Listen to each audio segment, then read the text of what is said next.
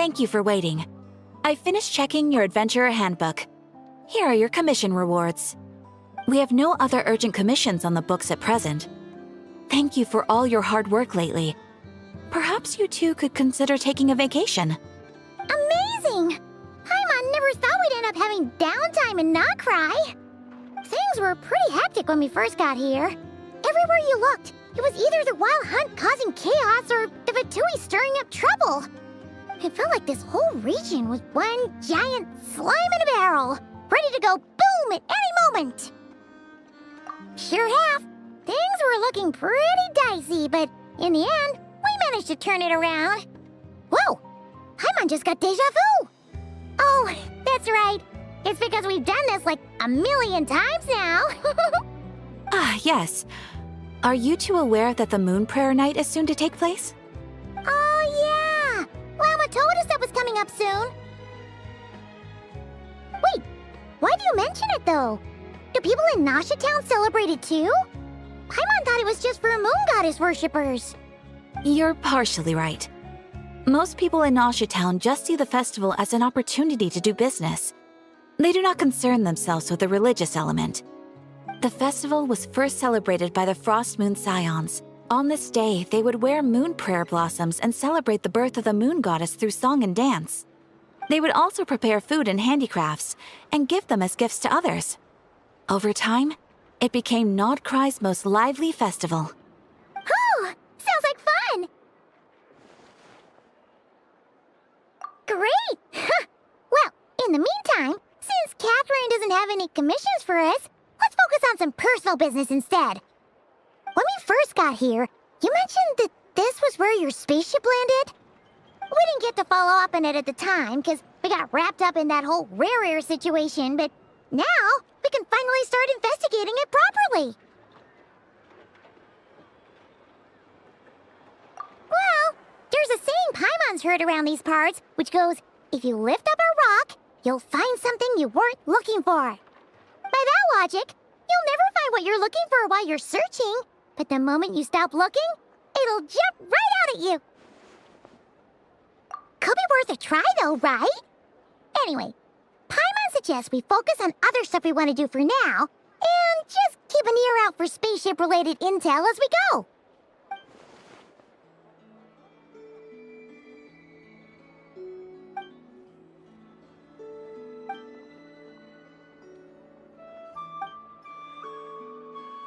What's wrong? You look super serious all of a sudden. Huh? Paimon gets why you'd be concerned about Columbina, but what does the doctor have to do with anything? Oh, that's true. And now that you mention it, we're definitely overdue for a showdown with the Fatui.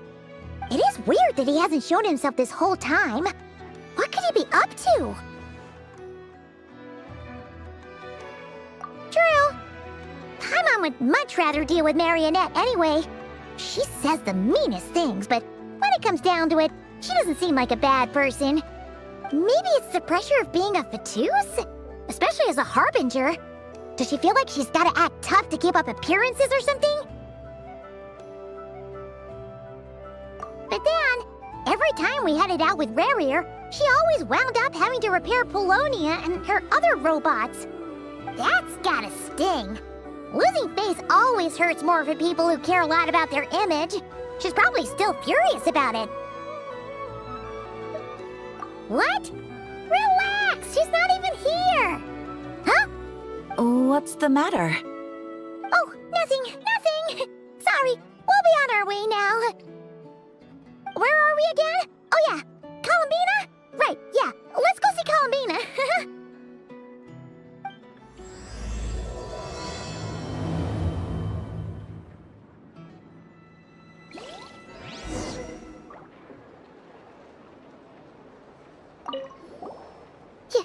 You won't snitch on us, will you? I'm not entirely sure what you're talking about. But rest assured, I protect client and adventurer confidentiality as a matter of principle. Phew! That's a relief. Paimon does not want to get an earful from her.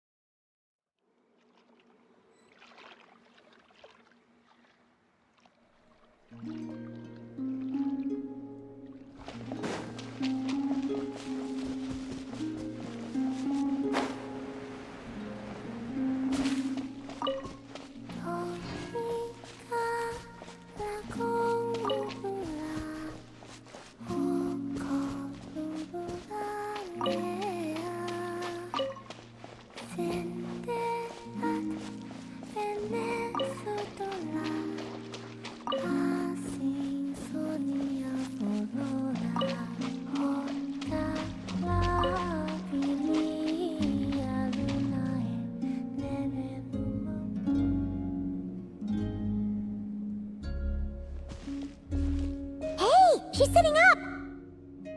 Is me sitting here a rare sight? No, we just thought you'd be resting. Perhaps I would have been, were it not for the sudden arrival of some unexpected guests. Not that I consider it a disturbance. After all, you are the only ones who are free to enter. Would it not be a little unfriendly of me to lie down while we speak? I didn't realize you put so much thought into little things like that.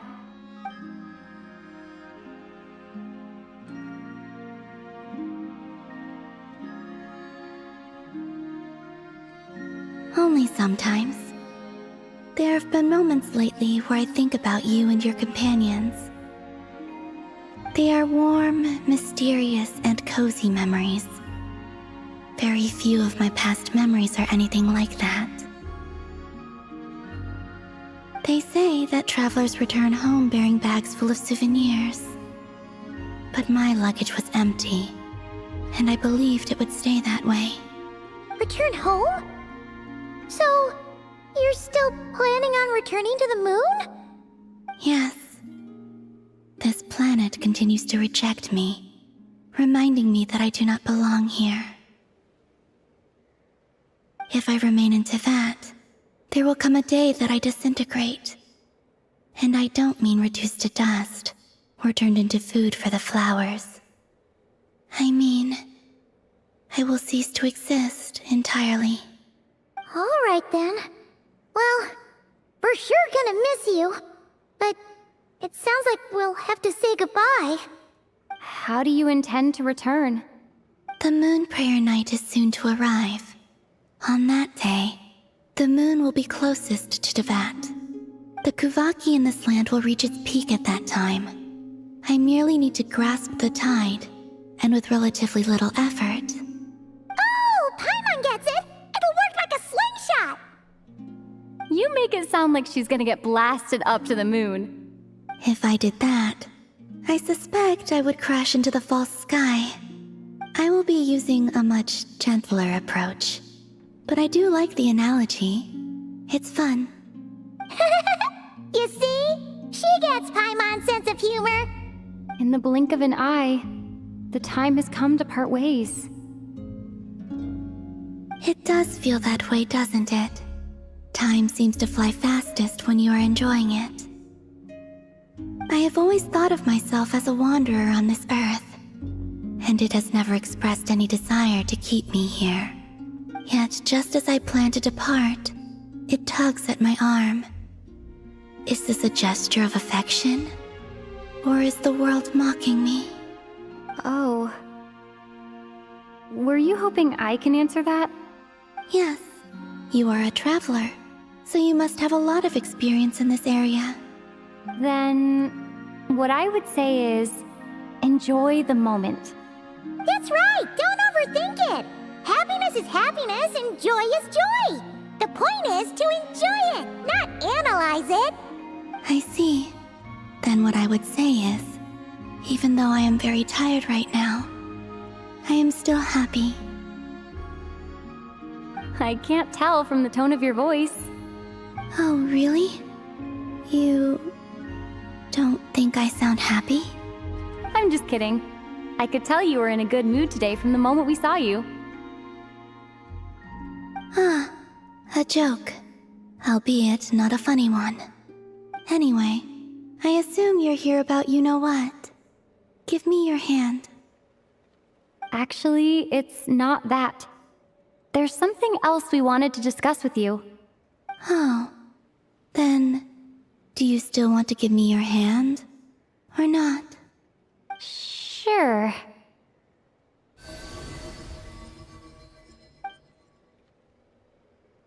Thank you. So, I've heard that in the moon prayer nights of the past, people here would hold celebrations in the moon goddess's honor.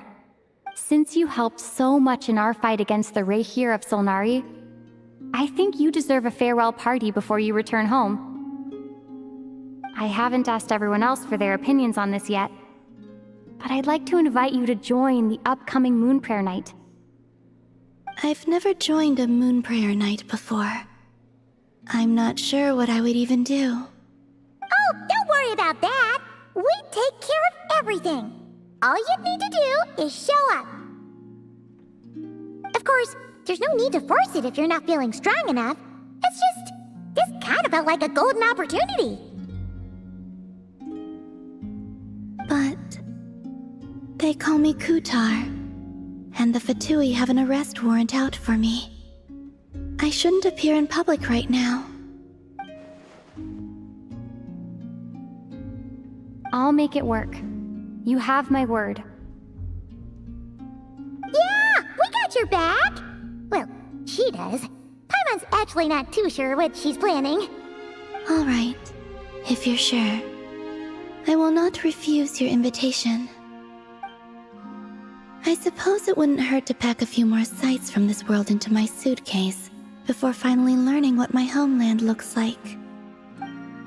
Oh, if you see Lauma, please tell her that my answer to the question she asked me is neither yes nor no. Rather, it is, there is no need. That was kinda cryptic, but sure. Guess it's between the two of you. We'll pass along the message. Bye for now.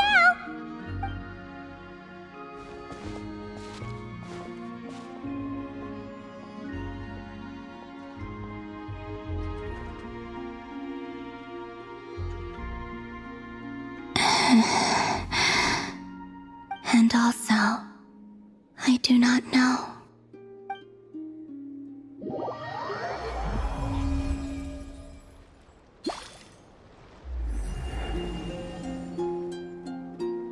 Since she's agreed to join the festival, let's go see who else wants to take part.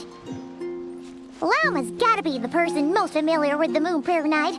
We should start with her. Also, what exactly is your plan to keep her safe? Not sure yet. I'll figure something out. What? Are you serious? And Paimon even gave you her vote of confidence back there. When did you become so sneaky?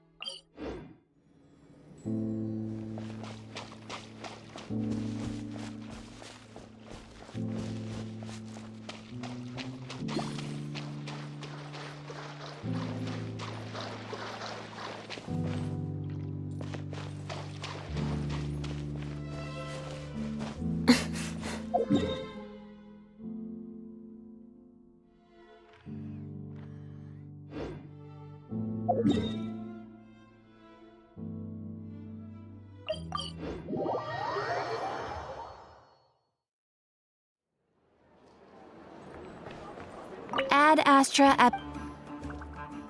Thank you for complete. Ad Astra.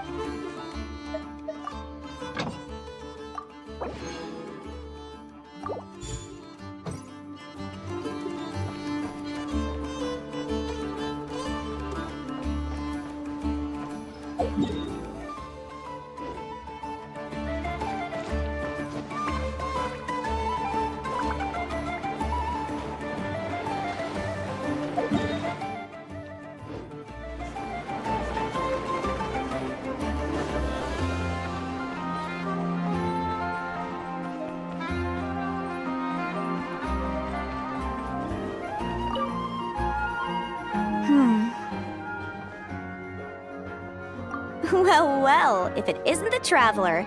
It's been a while for sure. Didn't expect to see you and not cry. Oh, if only. Nod Cry's even more lawless than I could have imagined. How should I put it? Well, that's just it. This place is quite literally a lawless land. Even if I was hired to provide legal assistance, I suspect it all devolved into everyone resorting to the Final Defense Manifesto to air their grievances. Ta-da! Here's your answer. The most direct method of self-defense.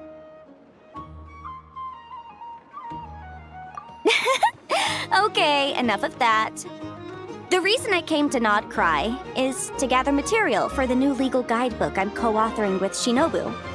The book's theme centers on the borders of law, and one of its chapters is about what happens when law and order completely breaks down.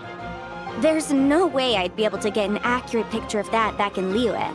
So here I am, this infamous land of lawlessness. As soon as I stepped into Nod Cry, I knew I was in the right place. It's not like the law here has broken down. It's more like it never existed at all. And, unsurprisingly, I haven't run into a single person in my line of work. Being a legal consultant here is probably an easy way to starve. Hey, don't worry. I've got Adeptus blood, remember? Ordinary bandits can't even scratch me. In fact, I'm kind of waiting for someone to come and accost me. Then I can drag them aside and interview them on how they survive in such a hostile place.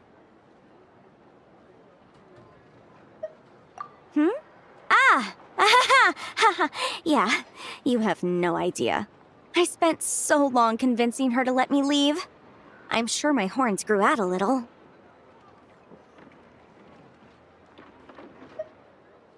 Why, yes, we talked it through. I definitely did.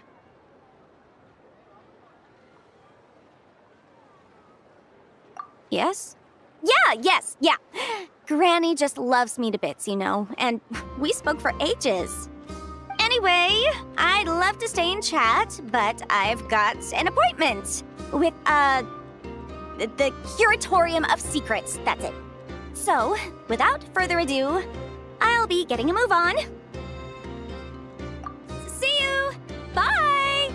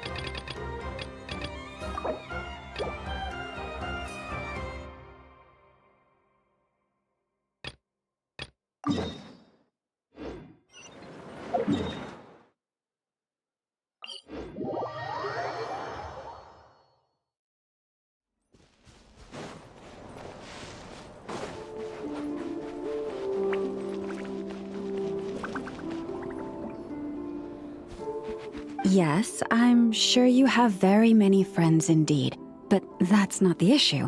Even if you summoned every ibis on Hisi Island, I still don't think you'd be able to move the moon mirror. And even if you managed it, the lunar semblance within would still... dig it out. You could, but moving the mirror would still pose a challenge, even for you. Huh? You really can summon every ibis on the island if that's what it takes? And you, on the other hand, think this plan is a joke, even if the ibis gets its entire family involved?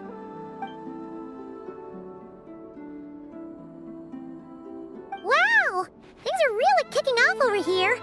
Looks like we've got a weasel thief and a heated argument with a bird.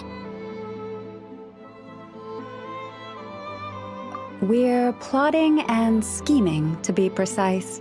I'm told we have to get all our ducks in a row before moving forward on this job. But my co-conspirators disagree quite strongly on the best approach, and they're not exactly being diplomatic about it. Choice words have been spoken. All right, I believe you. I'm sure you do have friends in high places. Although, where did you learn to speak like that? From a short girl with a metal arm and a hat. Oh, of course you can keep talking like that so long as you enjoy it. But be sensible around her, okay? Don't copy everything she does. I'm going to have a little chat with the Traveler and Paimon now, so be good and pipe down a little.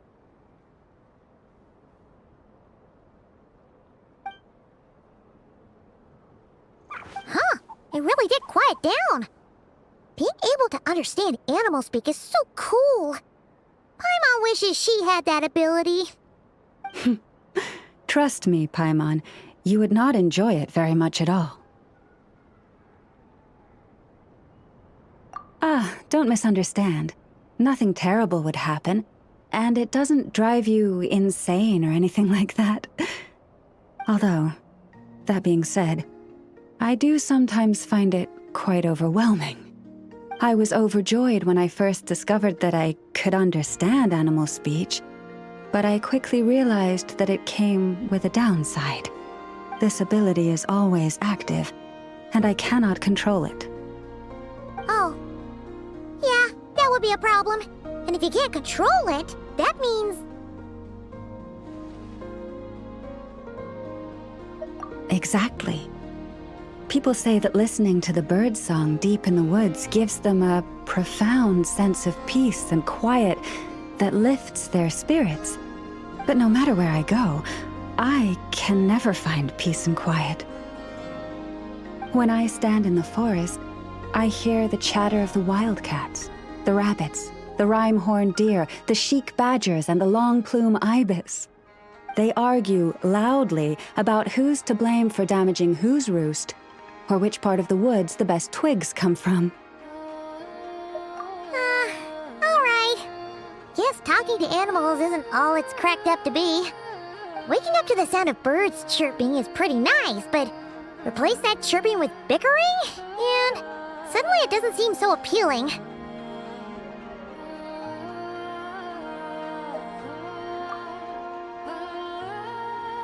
As for me, I've lived with it so long that I'm used to it now. In fact, it would probably be quite an adjustment if I woke up one day and couldn't hear the finches discussing which cup in which house makes for the best bath. Yes, plotting and scheming. Thank you for reminding me. I got a little sidetracked. Although, now that the Traveler's here, we might just have the solution to our problem. No, just you will suffice. This job involves breaking into a storage room by undoing the seal created with the moon mirror by a previous moon chanter. But for someone of your talents, I'm sure it will be a simple task. Don't worry, I'm sure you'll be fine. Come, let's go.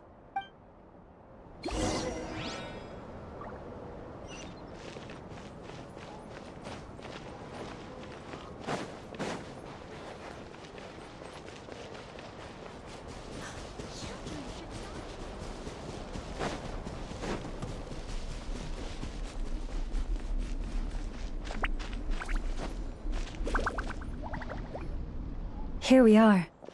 What you see now is the moon mirror, within which the lunar semblance is sealed. Oh, must be a pretty precious statue if they went to all this effort to steal it away. Will there be some traps inside? You know, the kind that send arrows flying out if you step in the wrong place? Do not worry. This little one did some scouting for me ahead of time. The seal does not contain any such fatal traps.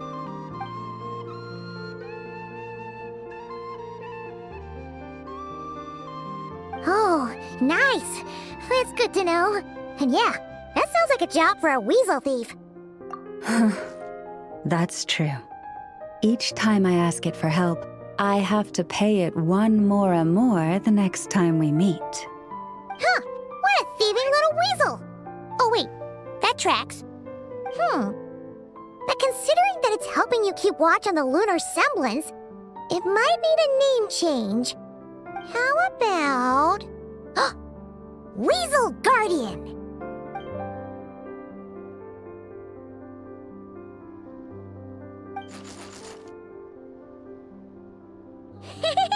Can't catch Paimon! Paimon can fly!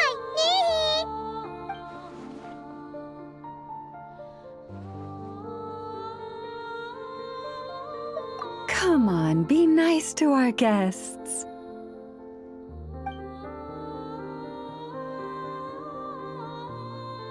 To retrieve the lunar semblance, we need to activate pairs of mechanisms in 2 different locations. So it's a 2-person job. If you head over there and take the mechanism on that side, I'll take this side.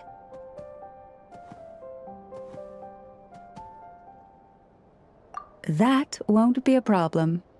I have eyes in the sky. It will keep me updated on where you are and which mechanism is in front of you. Don't worry. All you have to do is follow my instructions.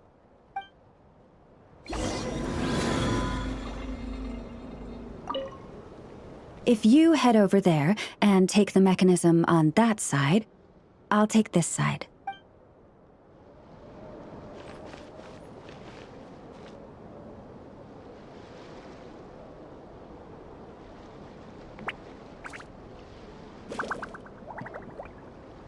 If you head over there and take...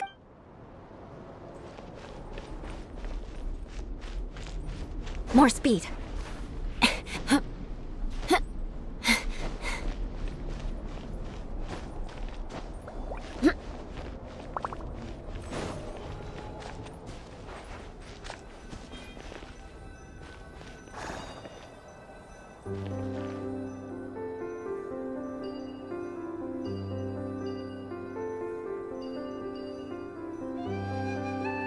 Understood. I will retrieve the lunar semblance now.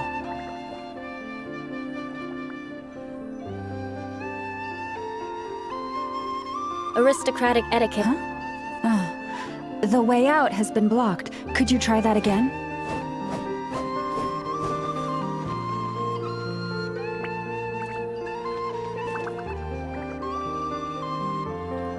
Understood.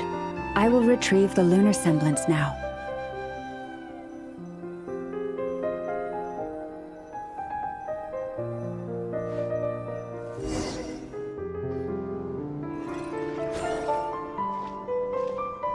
Wow! What a huge statue! Yeah, no amount of birds or weasels is shifting that. They probably couldn't even get past the mirror. So, Lauma, just how valuable is this statue anyway? In terms of Mora? Not much, I suspect. It's crudely fashioned, and the kind of stone it's carved from is found everywhere around these parts. But to the moon chanter of that era, and to the Frost Moon scions of today, it is a priceless treasure. If nothing else, I now have concrete proof of its existence. That's enough to confirm the reliability of several documents on the topic. To me, that makes this a very successful trip. Thank you for your help. I knew I had judged you correctly. The moon mirror posed no obstacle to you. And our little friend here was very impressed with your mechanism operating skills. What is it saying, Lauma? It says that the Traveler is the best treasure hunter it's ever seen. It wishes it could join her on a quest to unlock all the treasure chests in the world.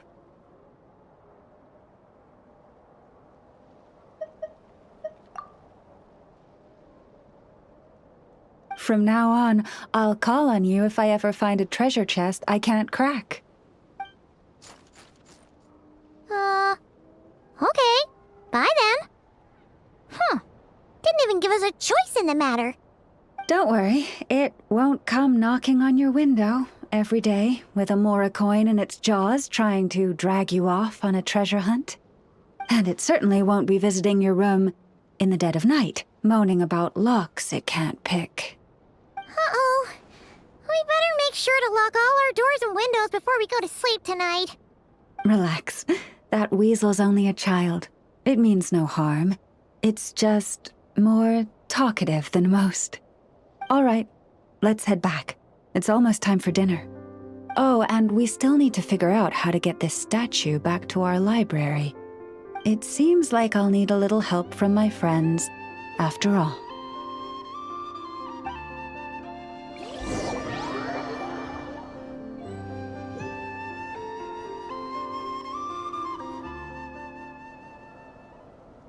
Just here will do. Oh, that all went down without much fanfare. Paimon was expecting something exciting to happen once we put it down. Well, it's just a plain old statue. A historical relic. It doesn't hold any kind of mystical power. The real value lies in the stories behind it.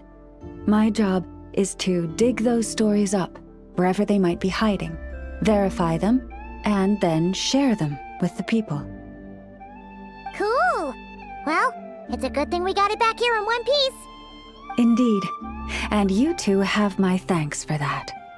Please, take these fruits and quench your thirst. I had the animals gather them in the woods. And after that, forgive me, but I have another request to make of you. I apologize if this is presumptuous of me, but I've seen how well connected you are, and I've heard of your many travels into secret and forgotten places. On your future travels, if you ever come across any texts about the Frost Moon Scions, could I borrow them and make a copy with which to enrich our library? You have my sincere gratitude on behalf of the Frost Moon Scions. Oh boy. That was some seriously tasty fruit. So much better than Paimon's used to. These animals have lived their whole lives in this forest. Naturally, they're the ones who know where to find the best fruit.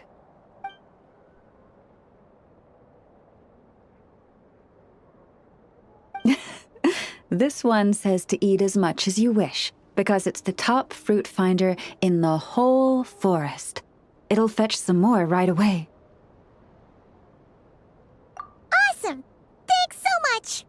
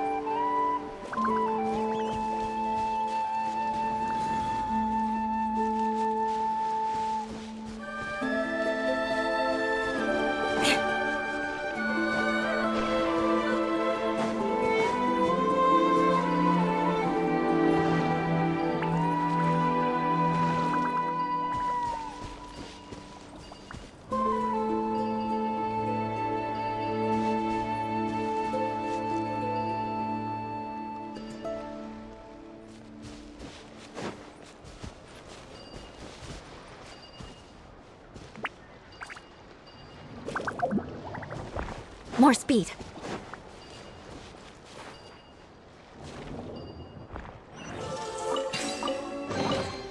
I can put these to good use.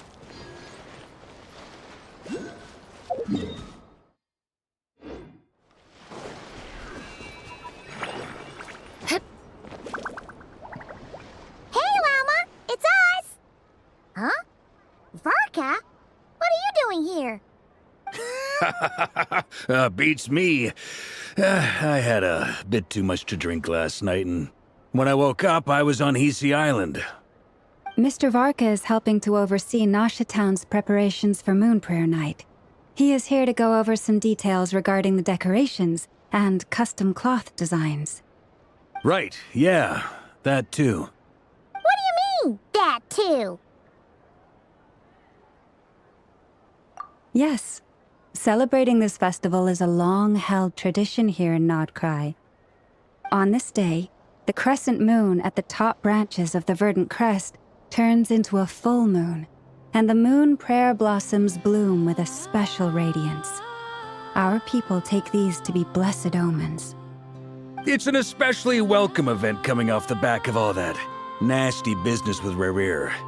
Everyone got put through the ringer recently, and now they're looking to turn their fortunes around. The big shots in town all agree that a big, lively celebration is just what we need to rebuild people's faith in this place. No wonder Catherine said that people weren't so bothered about the religious element. That's right. It's become more of a local custom by this point. The celebrations have little to do with whether the religious stories behind this event are true or not.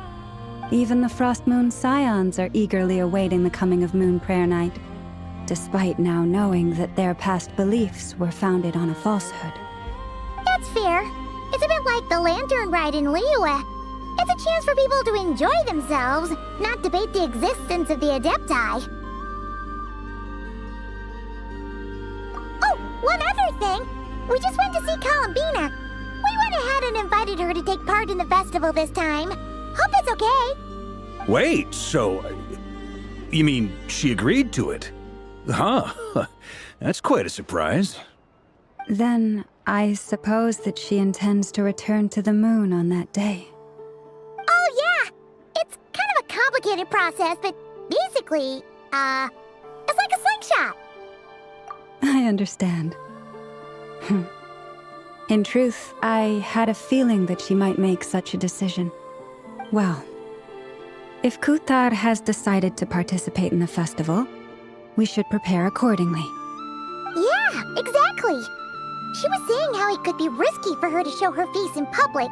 We were wondering if there was any way we could hide her. Unfortunately, the people who carved the statues did an excellent job of capturing her likeness. It will be very challenging to hide a goddess whose face everyone is so familiar with. Darn!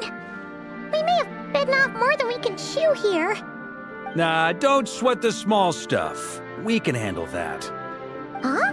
Are you saying you have a plan? Not as such, no, but the most important thing with a festival is to keep the mood light and your spirits up. You can't go preparing for a festival with those long faces. You'll never convince anyone to enjoy themselves. The Mondstatter spirit is strong with this one. As it happens, I agree with Mr. Varka. Let's start by making our appreciation for Kuthar the beating heart of the festive atmosphere. And who knows? Once we get the ball rolling, perhaps everything will just fall into place. Hey! Did you catch that? Llama said the thing! Or close enough at least. I'm looking forward to the Moon Prayer Night already. We have a festival in Mondstadt called Windbloom, and you can always tell which couples are celebrating it for their first time by the smiles on their faces. Big, beaming smiles like their whole face is glowing. And I have a feeling we'll get to see that same smile on the Moon Goddess's face at this festival. Not quite the same, surely. Anyway, I'll take care of business in the city, but I'll have to leave the decor up to you and the Frost Moon Scions. No one else can capture that traditional aesthetic quite like you guys. But lastly, there's the final key element that brings the festival to life. Companionship. Before you leave, let me show you something that we've been preparing. Mr. Varka had asked to see it already, so you may as well tag along. Also, I have some further questions about Kutar's decision.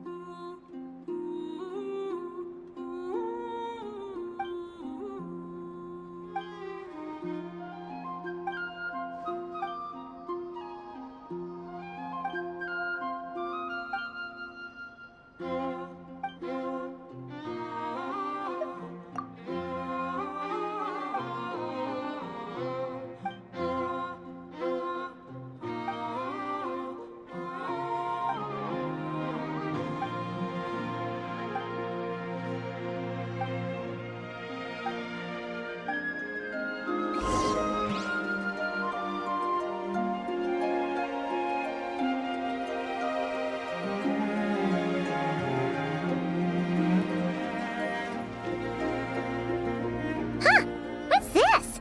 These sure look like they're having fun. I believe so. Kuhenki seem very skilled at playing drums like these, although I'm not sure where they learned it from. Maybe it's an innate talent? In their eyes, they're probably just playing with toys.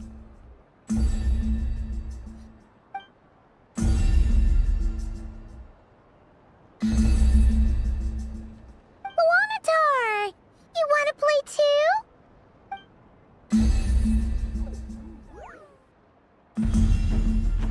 Yeah. She looks more confused than anything. Maybe we can teach her next time if we get the chance.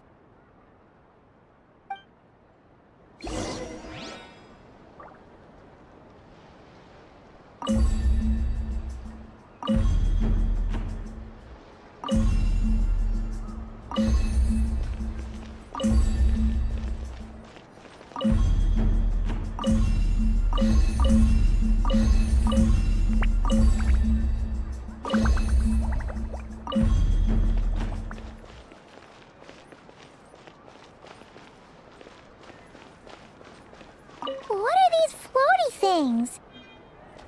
Moon veils.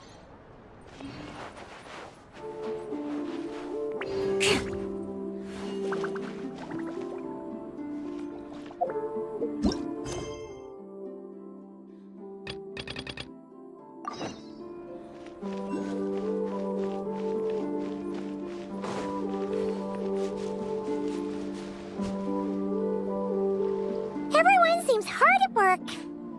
They are preparing items for Moon Prayer Night. For instance, the sculpture being made over here, Mr. Varka and I were just finalizing the details of where it will be placed. Ah, there she is. I didn't know the finished article would be so large. Not to worry, though. All the necessary arrangements have been made. Just let me know once it's ready, and I'll get some people to ship it over. You have my thanks. And over here, we are preparing a very traditional confection.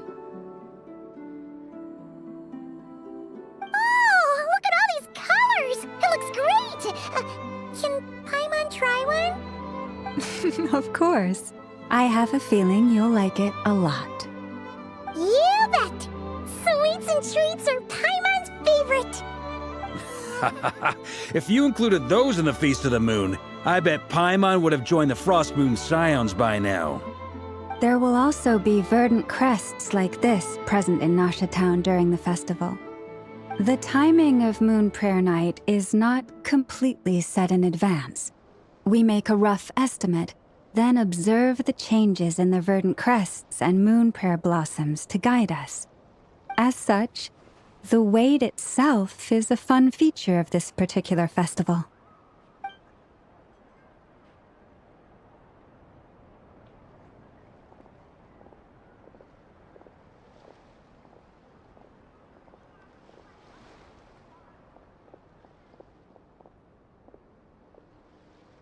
Let's talk here.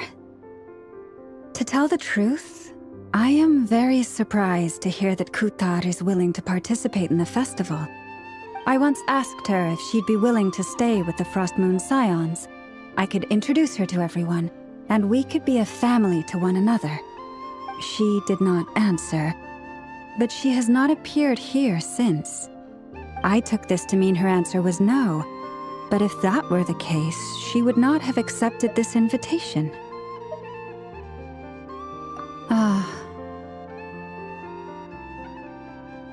I see. Maybe she is right. Maybe the Frost Moon Scions of today no longer need a moon goddess. But my wish was not for her to come here and be worshipped as a deity. I simply wanted to offer her a place to stay.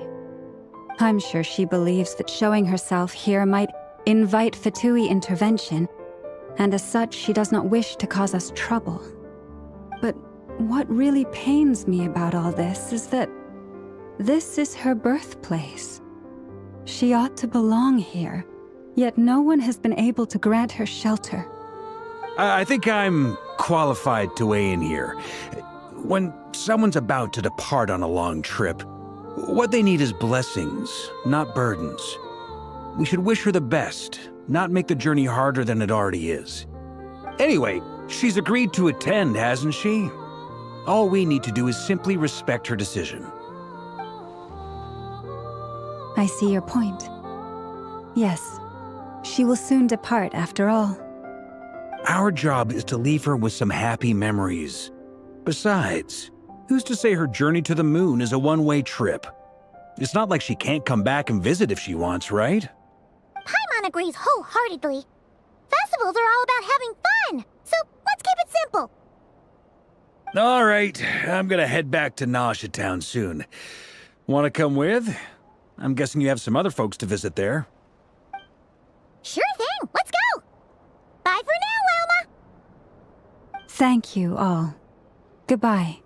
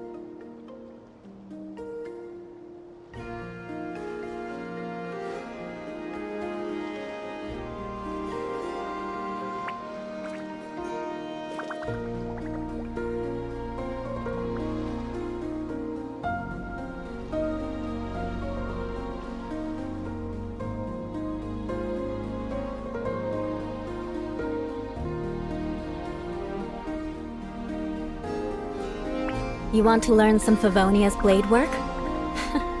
All right then, I'll teach you. Oh yes, I'll teach you all right. Mark Moon my veils. words. We hang them from buildings in the city during the festival.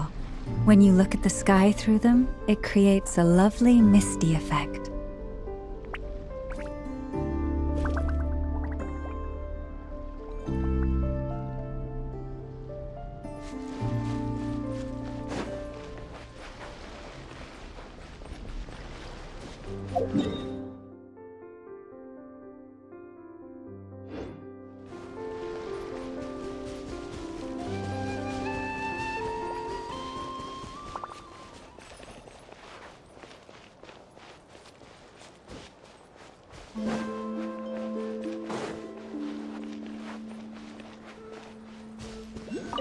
We're fully focused on festival preparations at the moment.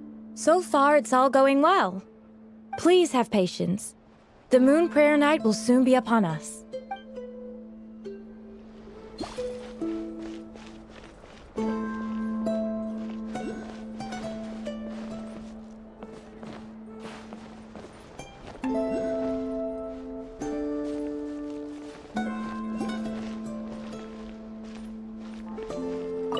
Oh, this moon veil doesn't seem translucent enough. I think I should take it down and work on it some more.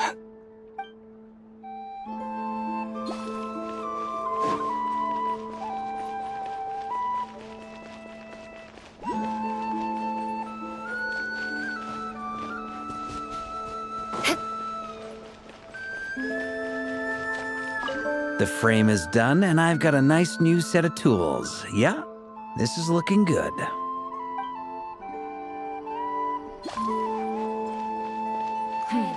This is more than a fair price already.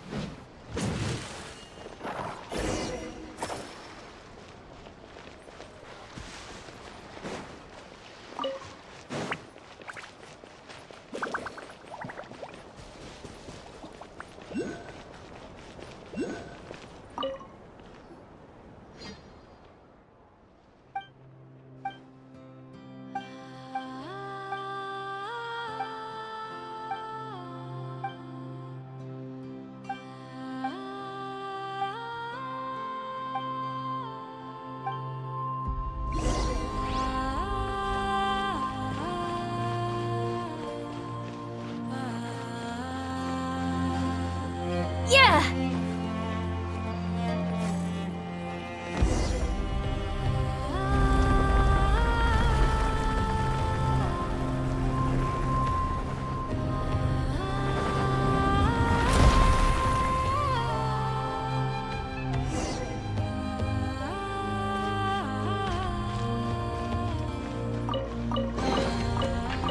What do we have here?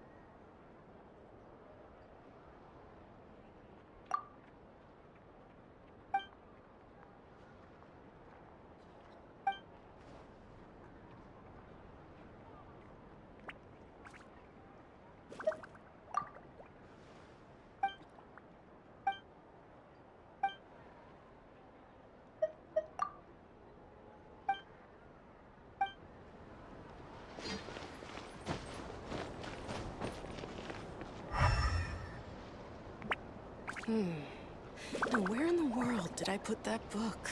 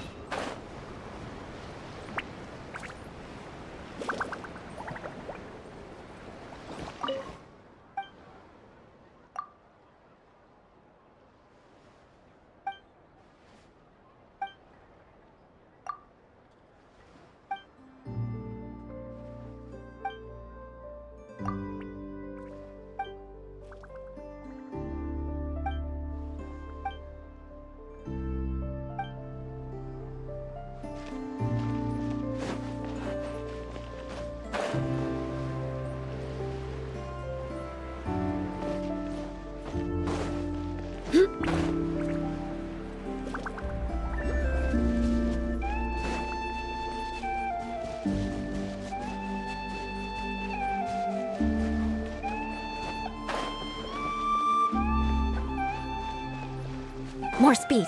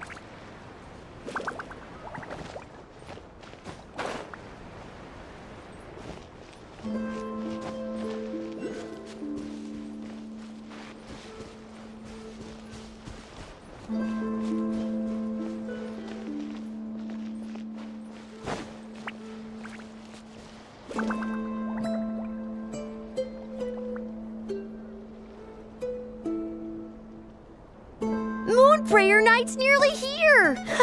Candy, here we come! Don't go feeding all the candy to the animals! I wasn't gonna!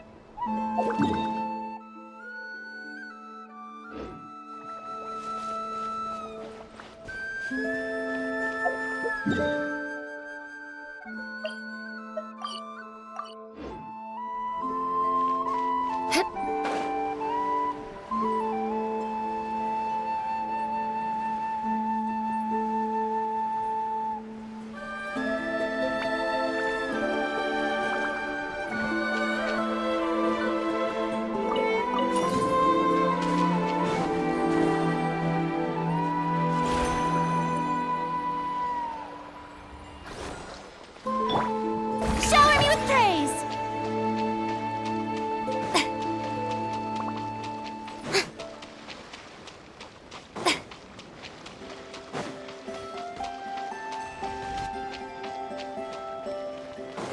I stand against the long night and purge the darkness! Strike them down! Shudder! Strike them down!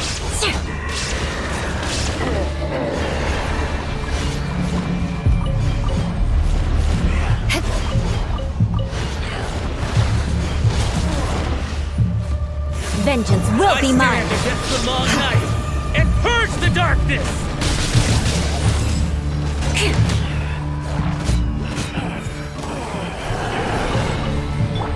Strike a pose! Now you shall perish! There is no escape!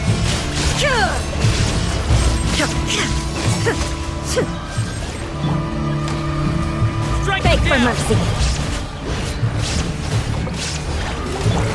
Let the world come alive!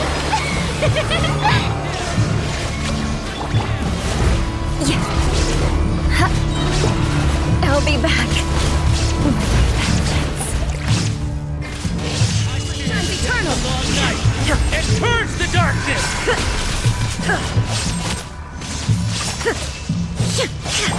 Yoo-hoo! Time to shine!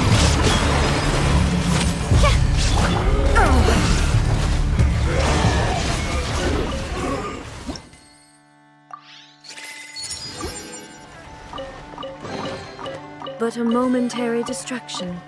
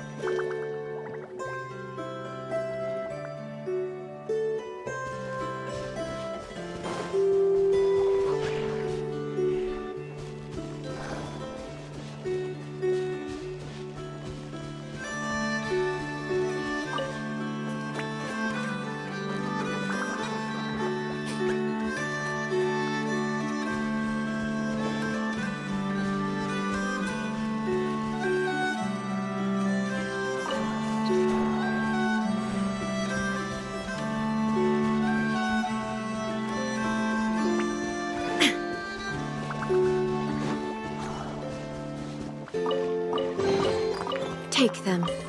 I have no need.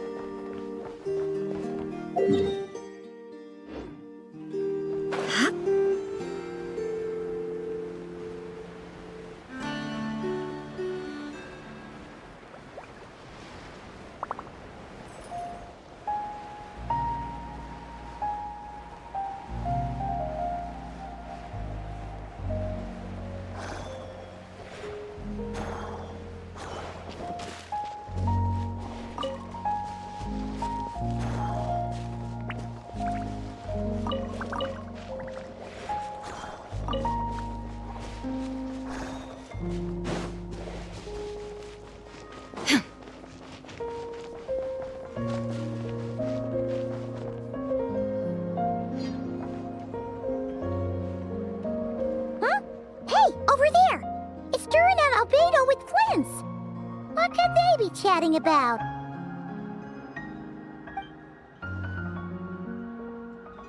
Your guess is as good as mine. Ah, Grand Master, and the Traveler in Paimon. Hello there. It's been a while. Perfect. We have some new volunteers for our investigation.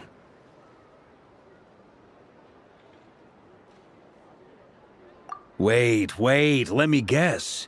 The righteous Lightkeepers are finally ready to hunt down the Abyssal Dragon? Haha. Yes, that too. Yeah, right. Oh, wait. Why does everyone keep saying that too? Well, to be precise, the facts match, but not the causality. Wait, so I guessed right? Half right. Don't act so impressed with yourself. Maybe I can explain. We ran into Mr. Flint's north of Noshatown. At that time, we just noticed a few abyssal creatures out in the wild, but the strange thing was, I didn't detect any traces of abyssal energy on them at all. On closer inspection, we realized that they were not real monsters, but something akin to reflections in the water, or perhaps a mirage. Huh? What do you mean? Like, you could see them but not touch them? Exactly. It was very peculiar. They roared and tried to attack us, but we could not make any physical contact with them. I think I've heard of things like that happening in Nocturne before, but I don't know much about it. Yes, it's a known phenomenon. Mirage-like illusions tend to appear in Nocturne in the run-up to Moonprayer Night. From a distance, they appear quite real. I myself thought that Misters Durin and Albedo were locked in battle with abyssal monsters when I first arrived. But after sharing intel and investigating a little further, we can confirm that these illusions are harmless. There is no great cause for concern.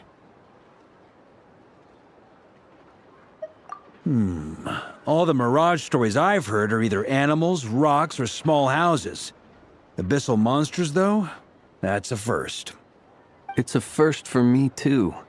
So I'm planning to look into it further just to be on the safe side. I intend to inspect a few more locations. What about you two? Any plans? Alice contacted me a few days ago. She'd like me and Durin to assist her with an experiment. But we lost contact shortly after receiving the message. I'm sure that comes as no surprise to anyone familiar with her. We don't know when the wind will blow, yet when the wind blows, we will know.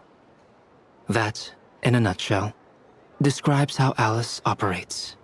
Yeah, that tracks. Okay. Well, I suggest we investigate this Mirage business in the meantime.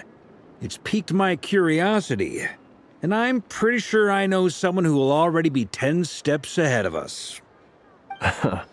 Well said. Right?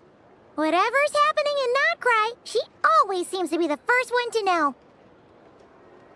Let's go see what she knows. We can invite her and her staff to the festival while we're at it.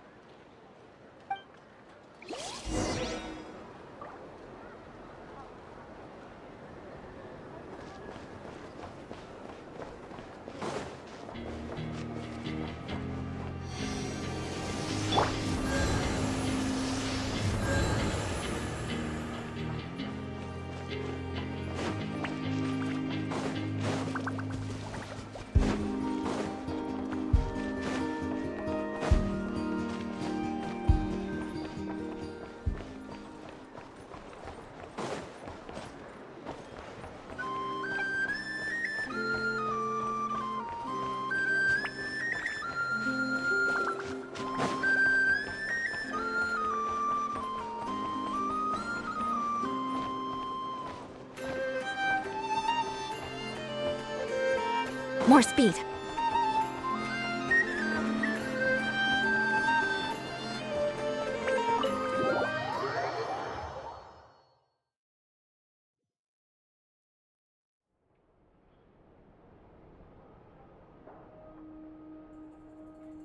You're right, I have noticed. There's certainly something a little fishy about this situation. Only a little, though. Records indicate that this phenomenon can occur in the days before and following Moon Prayer Night. That said, it has always been a rare sight in the past. The odds of encountering these phantoms are similar to looking up in the night sky, happening to see a shooting star, and managing to make a wish before it disappears. But this time, either everyone's getting lucky, or they're appearing far more frequently than usual. Yehoda's out gathering intel as we speak. In the meantime, let me check off some points of interest. First, the Abyss. The ones we saw seem to be abyssal monsters. Indeed. But we have identified one location where many more of them have made an appearance. And not just monsters, but human phantoms, too. Given the scale and nature of the phantoms, it's almost as if someone's last memories are coming to life. Or perhaps the memories of multiple people. Oh. So you mean the phantom monsters are hunting down the phantom humans? Exactly. The phantoms can interact with each other, but we have no means of intervening. In addition, some of the human phantoms would seem to be from the very distant past. This is clear both from the clothing they wear and the stories they tell. They claim to be from Hyperborea, a name which I've heard from Lauma before. If this is true, it means they must be from 6,000 years ago. Did Paimon hear that right? 6,000 years? It sounds like this merits further exploration. That'd be a big help. I'll leave it with you, Albedo. My knowledge of ancient history is non-existent.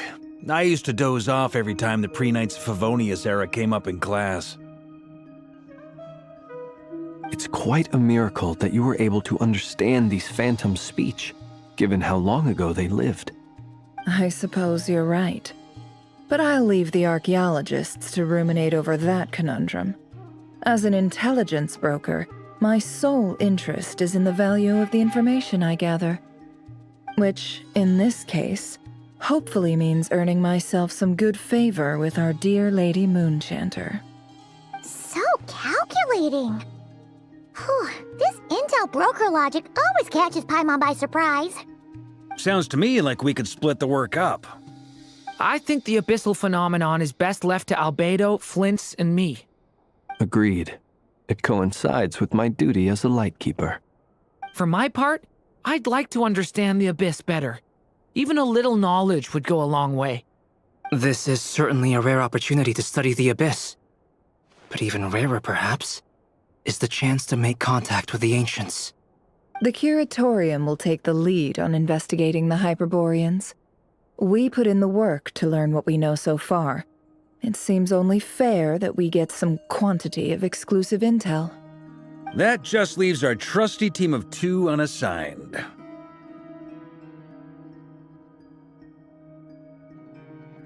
Since you became an honorary knight, of course. This was part of my grand plan all along. Ha ha ha! Oh yeah, by the way, we managed to convince Columbina to come to the Moon Prayer Night celebrations. Would you and Yehoda like to join too? She agreed to that? Huh. Quite an achievement. Never underestimate the traveler, I guess. I'd be happy to join. No point shutting myself inside when the streets are all decked out. I doubt any clients will be visiting during the festival in any case.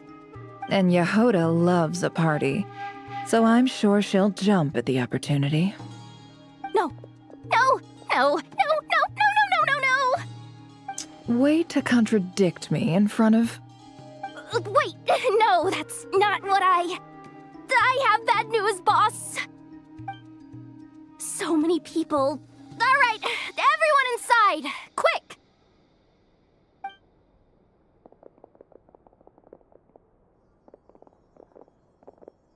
This is gonna sound crazy, but hear me out. I saw one of those phantoms at Star Sand Shoal, and it was some sort of flying ship. Like a spaceship? That's gotta be the one you came to Tibet in. You said you saw the same thing through the moon marrow, right? Huh? You already know about it? Ugh, I thought I was gonna blow people's minds.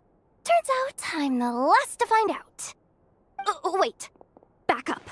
You came here in a spaceship? Now my mind is blown! What's it like on the inside? Was it like flying through space? I want to know everything! Yep, exactly. Huge discovery. You're the best, second best intel broker in the world. After your boss, of course. Wow. Really? Well, I don't know if I'm all that, but... I guess that decides where we're heading next. Come on, don't look at me like that. I know the spaceship doesn't have anything to do with me, but you don't want to leave me as the only one twiddling my thumbs, do you? Please? Fair enough. You can tag along. In that case, let's meet back here to discuss our findings once we're done.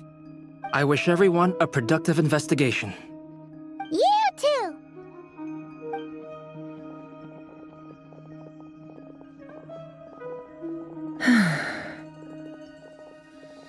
What's up, boss? Aren't we gonna head out? Tell me, Yehoda, when did the curatorium start giving out intel for free? Oh, sorry, boss.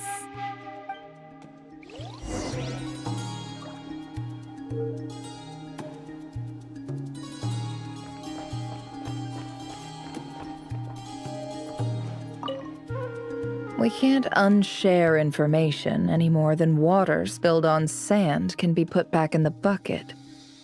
I'll just have to balance the books some other way. Please, boss. There's gotta be another way. Who knows? Depending on what they find, maybe this will work in our favor. Please don't find me. Please.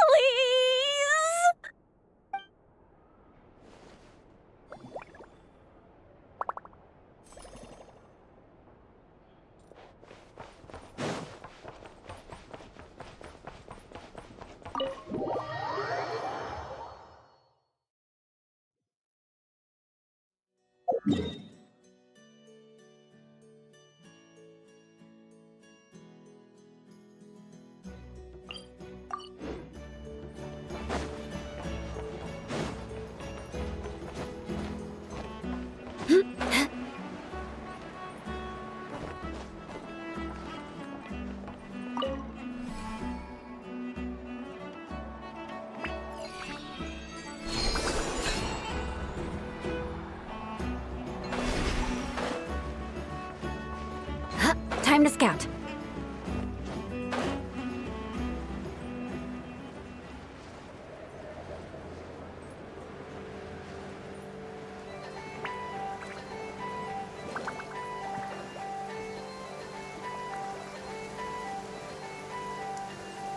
Quick, Under the umbrella, or you'll get soaked. You can't risk catching a cold, because it might turn into something more serious. And if that happens, well, I can't go avenging my clan by picking on the sick now, can I?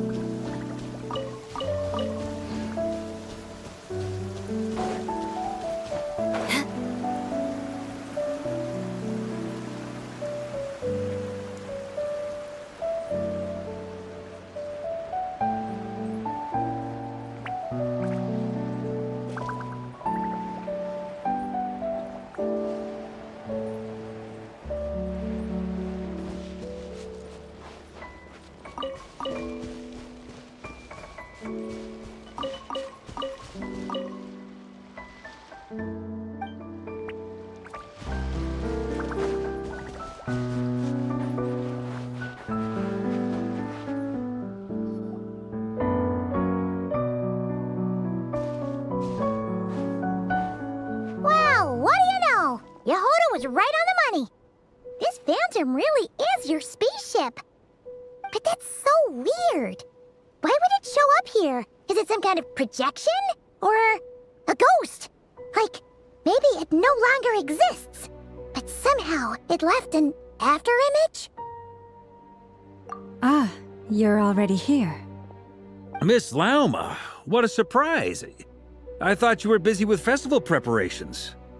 I was, until one of our people informed me that a strange sight had appeared at Starsand Shoal. No one's ever seen something quite like this before. I thought I should see it for myself. Same here. Oh, so we heard that these things appear around the festival period. Any idea why that is?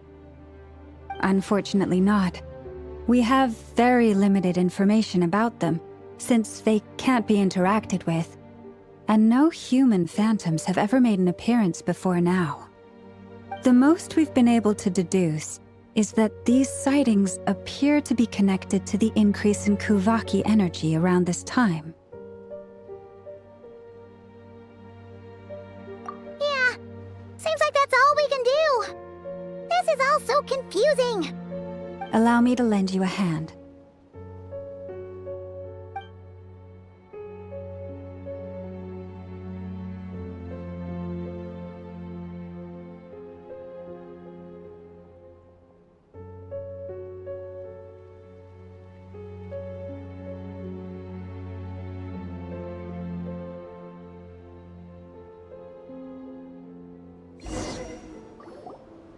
Everyone, our friend here should be able to provide us with some information. Is that a phantom rhymehorn deer? I've heard about how the Frost Moon Scions live in harmony with the animals and can even communicate with them. That's coming in handy now, for sure. Okay. Yes, I understand. Then how about this?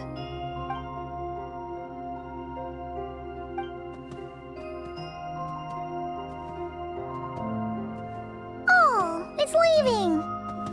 It appears to share our curiosity about this giant spaceship, so I asked it if it wouldn't mind investigating along with some friends. In return, I told it about some nearby spots where the wild fruit grows abundantly. We may live in a different era from these phantoms, but I trust that the terrain, climate, and ecology here are more resistant to the effects of time than some things are. Let's give them a moment and hope for the best.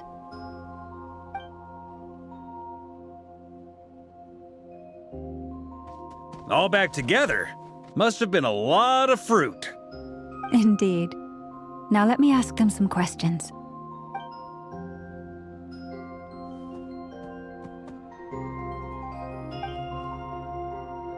It did find a lot of wild fruit, enough for them to feast for a long while. This puffin circled in the air several times, but didn't spot anything out of the ordinary. Certainly nothing to do with the spaceship. Huh. Well, it definitely makes sense to get a bird's eye view. Indeed. Other than that, I was also thinking that the world these phantoms see is also different from ours. Oh, I get what you mean. The wild fruit exists in both times and spaces, but there might also be things that only exist in that space-time, which we can't see.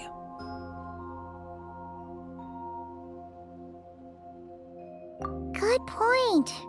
Great thinking, Llama. Blunthorn rhinos can use kuvaki to shift great rocks, but this one says it couldn't get that ship to budge by even an inch. The sniffer mole tried too, but despite being a skilled digger, it could not get through. They say that the spaceship looks robust and undamaged. It seems completely impervious to any and all attacks. Whatever lies within is well defended from harm.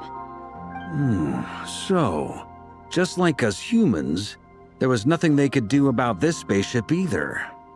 Yes, still, they deserve our thanks. We are grateful for all your efforts, dear friends. Now go, and enjoy your feast. I've noticed some other human phantoms gathered nearby. Come on, let's go talk to them.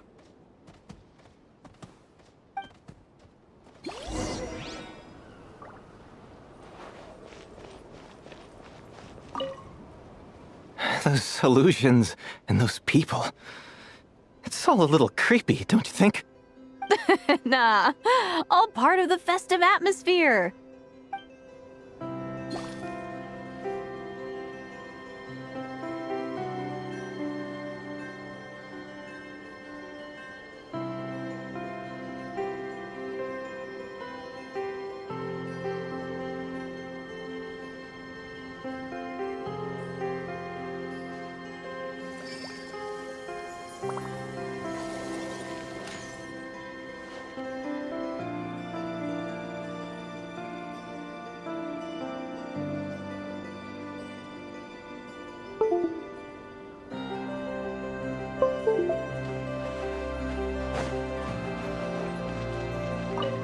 Have you ever seen anything like this?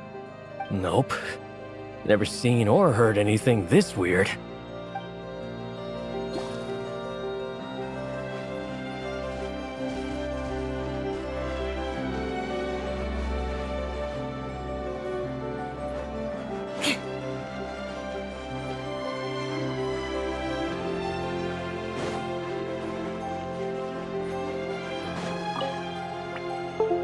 What is this thing? I've never seen it move, and there's no way to get inside. Goodness knows. My grandpa says it's been sitting here at least since his grandpa was still alive. What about his grandpa? Did he say anything to your grandpa's grandpa about it? Huh? I don't know. In all likelihood, it was here back then too. Hard to imagine something this huge could move. Guess that means that as far as they're concerned, this ship's been around a long time.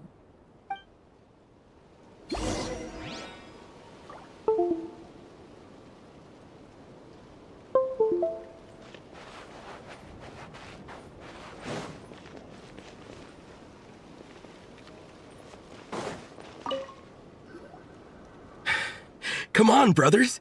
If we can get even a small chunk off of this thing, it's gotta be worth a fortune. Today is the day we strike it rich. Huh? You mean Paimon? Yes, brother, I shall join you. Let's make our fortune. We should go with them. What the? This thing is crazy tough. I can't even scratch it. What's it made of? Sorry, brother. Looks like we'll have to seek our fortunes elsewhere. Enjoying yourself? I was just seeing if I could influence this phantom's perception by playing. But nope, no dice.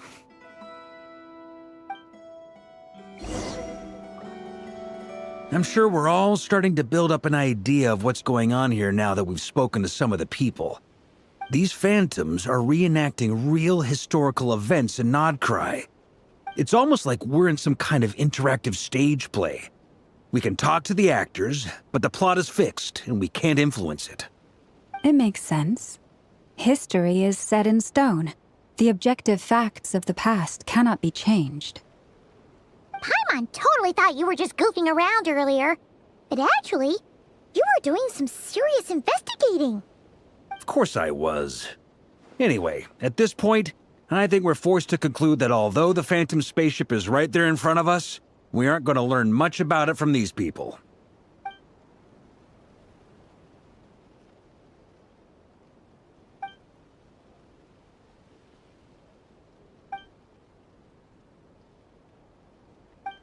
Don't be discouraged. If nothing else, this is proof of the ship's existence. And think about it. So many people tried to hack their way inside, but no one could get the door open. It's made of very tough material. To me, that says that we'll either find the ship itself or the story behind it. It's just a matter of time. Huh.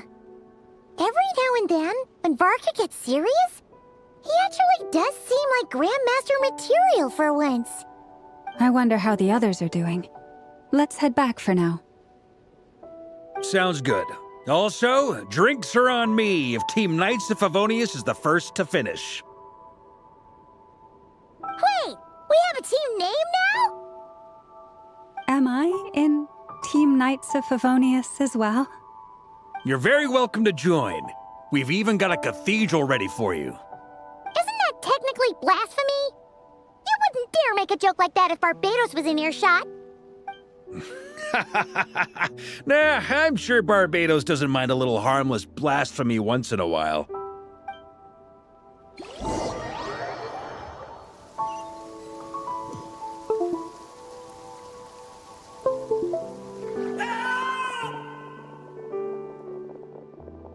Oh, no! Get away! Oh.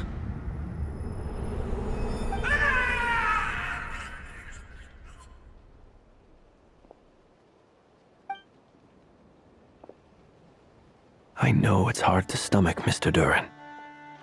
But as I'm sure you've noticed, there is nothing we can do to intervene in that which unfolds before us.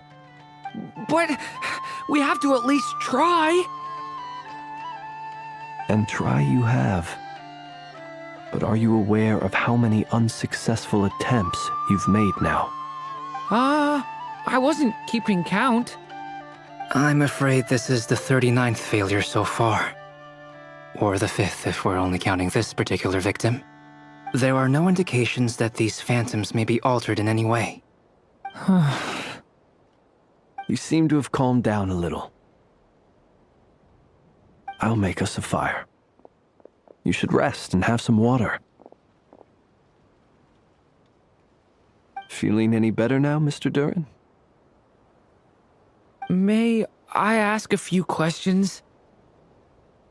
Be my guest. What exactly are we witnessing here? What happened to those people? My guess would be that we are seeing Nocturne during the Conrian Cataclysm. Would that be accurate? Conria. That is correct. As you know, once the Abyss senses even the tiniest crack, it floods in and spreads like wildfire.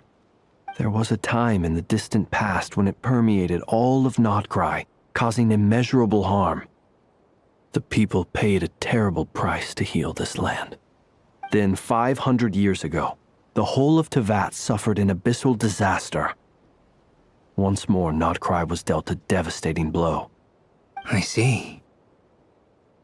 In the face of the abyssal onslaught, all were like grains of sand tossed around by a tidal wave. Be they human, fae, or god. The moment you witnessed is but one drop in a whole ocean of catastrophe. All right. I guess that answers my second question, too. I wanted to know why there's nothing I could do to help them, and that's because what we are seeing is history. That would be my guess as well.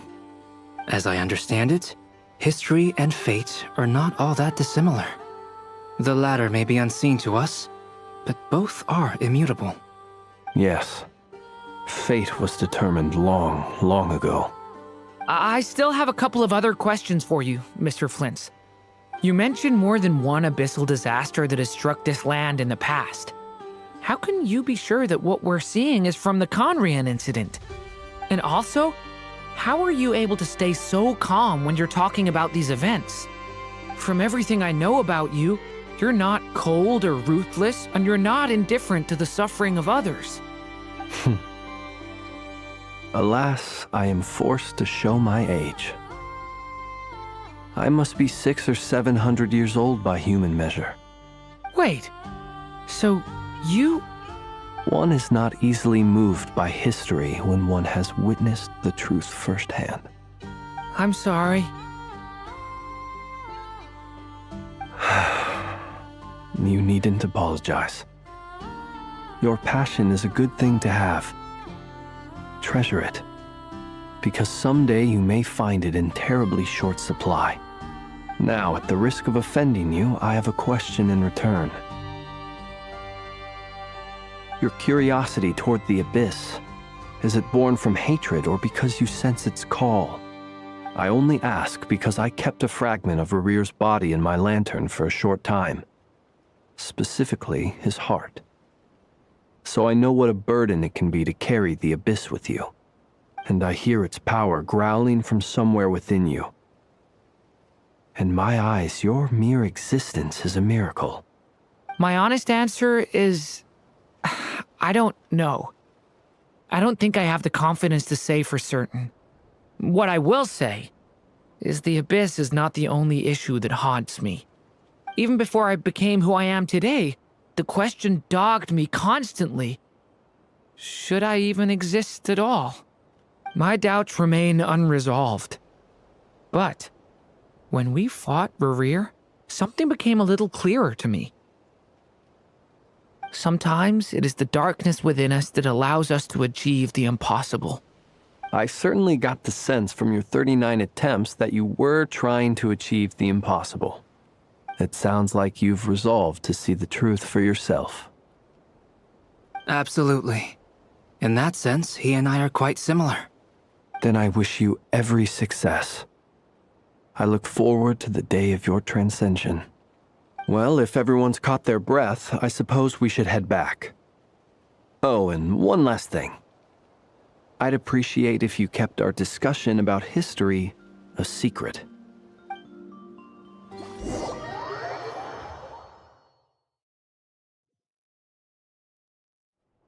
Incredibly, our separate investigations led us all to the same conclusion. Hooray for consensus! Yeah, but we barely learned anything, though. I totally thought this would be the mother lode. Talking with the ancients? I mean, come on! But nope. All we got was useless snippets of conversation. And all this stuff about moons and hyperopia. What a load of baloney. Seems like people back then had a few screws loose. I understand your frustration. We found the same issue. Each phantom only showed a very brief moment in time. There isn't much value to be found in these miscellaneous fragments of a civilization's history, no matter how glorious it may have been. If there's a silver lining, it's that these phantoms are harmless to the present reality. They shouldn't get in the way of the festivities. Paimon agrees. And not just because it's the first thing she understood in this whole conversation. You look disappointed, Nefer. Is something the matter? What do you think? We all worked our tails off, but the only one to gain anything from it was you, Lady Moonjanter. Well, please do share the Hyperborean records with me. I will gladly inscribe them in our people's documents. Oh, duh! Yeah! That was it! Hyperborea! Hyperborea. I'm serious. Only an expert in the Frostmoon Scions and their history can turn these records into valuable research material. The alternative is to let them gather dust on the Curatorium's storage shelves until the pages turn yellow. Nefer, you're wise enough to know that cooperating and sharing the profits is the best course of action here. Well, that goes without saying. Sure, let's do that. Huh? But didn't you say we aren't supposed to give out intel for free? Sorry. Shutting up. Shutting up. Now is not a good time to push Nefer's buttons. Anyway, back to Moon Prayer Night. I'm thinking that we should prepare something a little special, aside from the usual decorations and so on. You mean a parting gift? Can't go wrong with food. Although, does food go bad on the moon? Perhaps a lantern would be a better choice. It might be dark up there. It could prove difficult to light a lantern on the moon. Magical stones might serve that purpose better. What about a clockwork mecha model from Fontaine? I've got a whole bunch at home. I use them for fighting practice in my free time. None of these sound like things she would be even remotely interested in. But we don't interact with her enough to know what she likes. Yeah. It would really save us the guesswork if someone could find out what she's into. Wait, what the? Traveler? They're all looking at you. Great! Haha, problem solved. Now, I need to stop by Dory's. Gonna need her help sourcing a bunch of stuff for the festival. Then let's leave it there for now. We all have our own business to attend to. Traveler, if you find out what Kutar likes, let us know right away.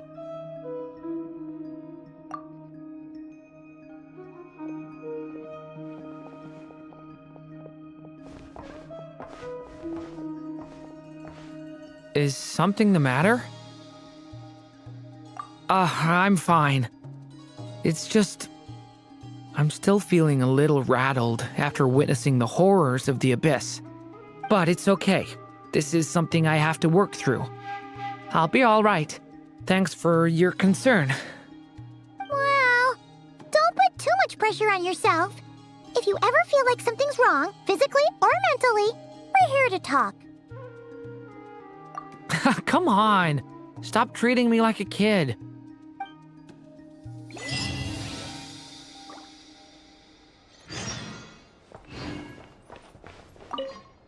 You should get going. It's important that we ascertain what Kutar likes.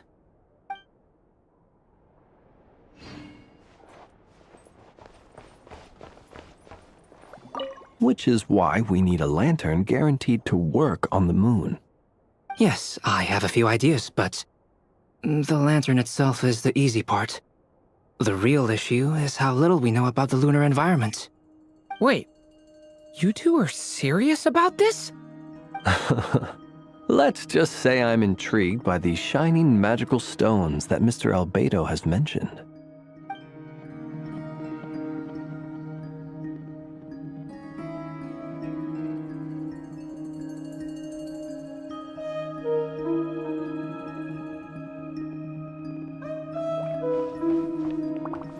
Could you do me a solid and try to smooth things over with Boss Neff?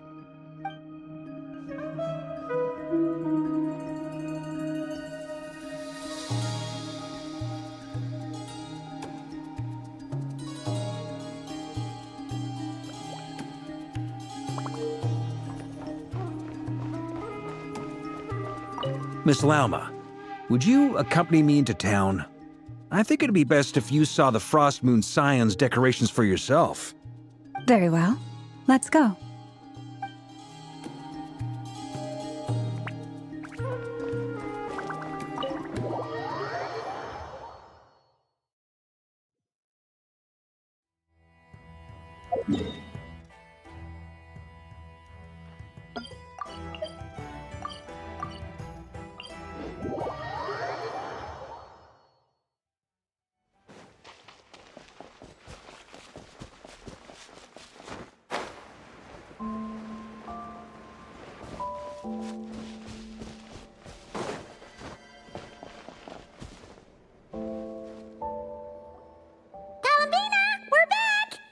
Huh?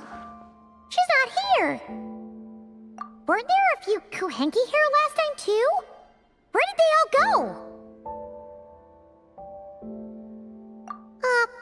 Walkies?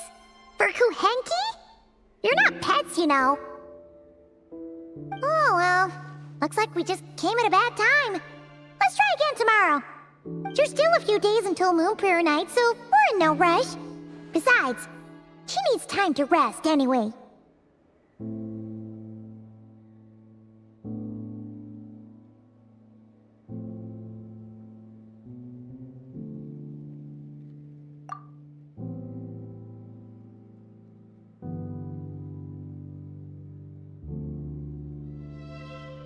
Kalamina! Are you back yet? Oh, how strange. Looks like she still isn't here. Right? It's not like her to spend so much time outside, especially since she's worried about attracting unwanted attention. What about Luonatar? Luonatar, you there? Hey! Do you know where Kalambina went? Sorry, didn't understand. But if you know where she is, could you take us to her? Yeah, that's even stranger. What about him? Oh, that's not good news. They change color when Kalambina gets weaker, right? And they look super pale right now. Good idea. She might know what's happening.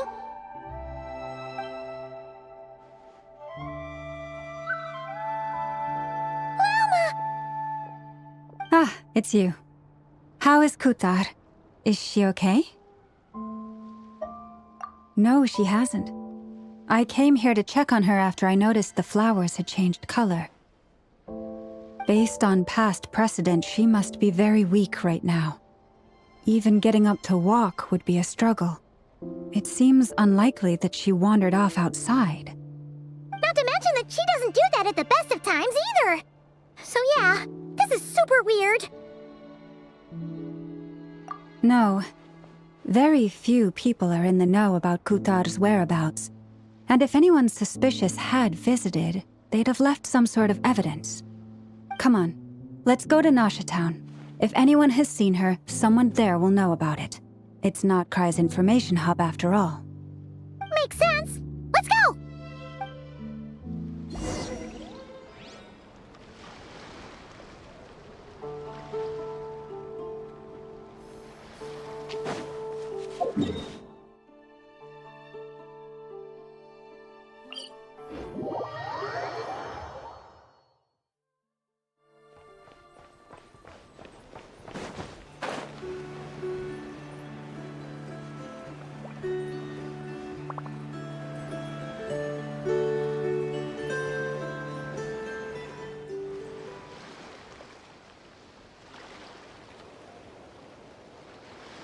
Moment. Is it just Paimon, or is this stall kind of suspicious? It's never been here before, right? No, I don't recognize it. Alas, your free and easy adventure time is over. Now, prepare to face the final boss of Nod Cry. Whoa! Where'd that voice come from? Not sure, but it's definitely hostile. No, no, no, not that way. The final boss is right here. The sniffer mole? That's the final boss? Surely not. Also... Okay, the jig is up. I'll stop teasing you. Turn around. I'm right behind you. It seems I've managed to leave quite an indelible impression, even though you've never seen my face. Oh, nothing could make a great maid more pleased with herself.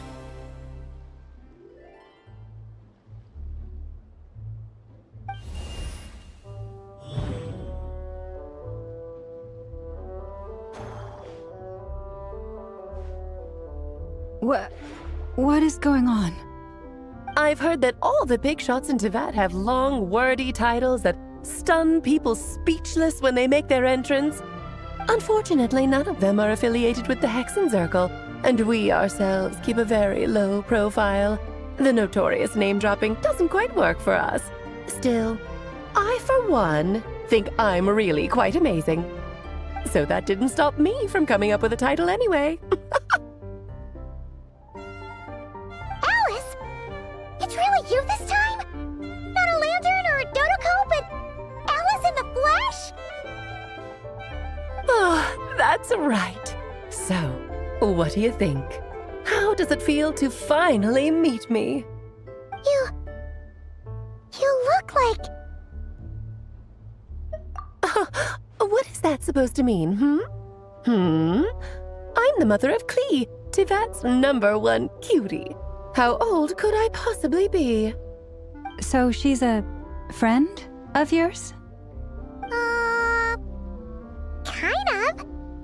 This is actually the first time we've seen her in person. I see. Madam Mage, that was, quite a powerful entrance. I certainly won't be forgetting it anytime soon. It's okay, Lauma, don't force it. Paimon will do the honors. This is Alice from the Hexen Circle. She's a friend of ours, and of Arcus, too. That's right. She's a good person, just kinda unpredictable.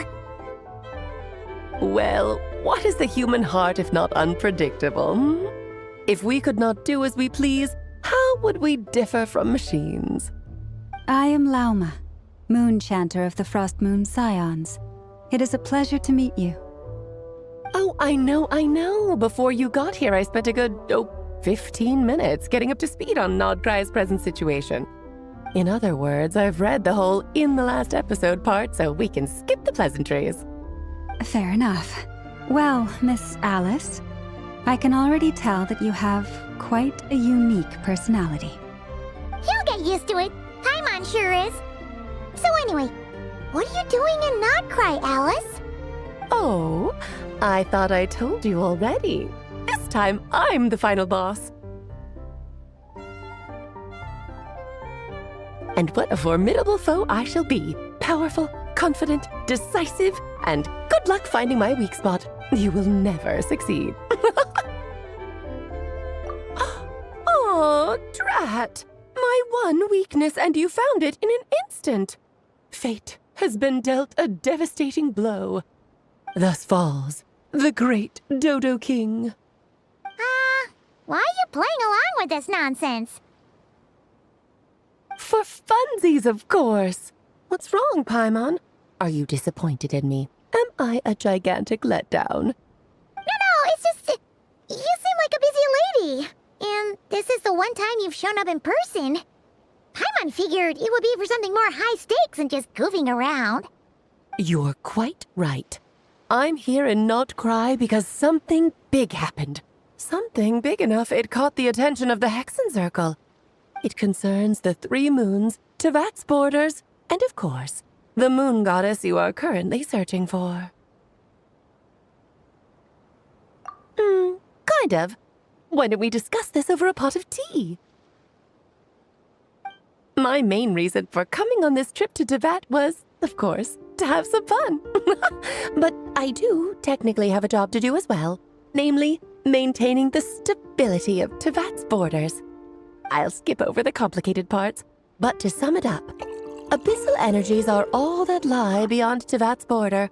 We'd find ourselves in a real pickle if they ever made it through. And the phantoms you've been seeing are a sign that the border has been disturbed. No wonder they tend to show up around Moon Prayer Night. Is it because the real moon is now so close to us that its power can cross the border? In part, but only a negligible amount passes through. Just enough to influence the verdant crests and so on. And as you've noticed, there has been an unprecedented number of phantoms appearing this year. The influence of the moon beyond the border cannot explain this. No, there is another far greater factor at play. The trilunar syzygy. A trilunar syzygy? Eons ago, before the heavenly principles came to Tivat, It was the then 3 moon goddesses who controlled the laws of this world. Oh, that's exactly it! The 3 goddesses split these powers amongst themselves, promising never to consolidate them into one singular body. This was meant to keep the world stable. But, fast-forwarding to the present, the eternal moon's marrow is with you, while the iridescent moon's marrow, which should never have appeared in this world, has been retrieved. Add that to the presence of a moon goddess in the flesh and... the power of all 3 moons is gathered here in Nocturne. There hasn't been an event like this since the War of Funerary Flame. And it's having a noticeable effect on Tevat's borders. Because I wish to give my darling daughter a peaceful, sunny environment to grow up in. Is that a good enough reason? Kinda sounds like you're dodging the question, but it does make sense. Well, that's one reason anyway, and the most important one. The others are a little complicated to explain. For instance, cleaning up after dearest Miss R. Albedo could tell you more about that if you're curious, but right now, I have a more important question to ask you. Why are you collecting the moon marrows? I see. Nicole told me about that legend once. Nicole? You mean Mage Anne? Oh, so you remember. Yes, of course. That was a story about fate, her area of expertise. But back to the story of our dear moon goddess. I'm afraid her intended method of returning to the moon is unlikely to work anymore. What does that mean? She may be missing, but she hasn't gone anywhere. She has disappeared.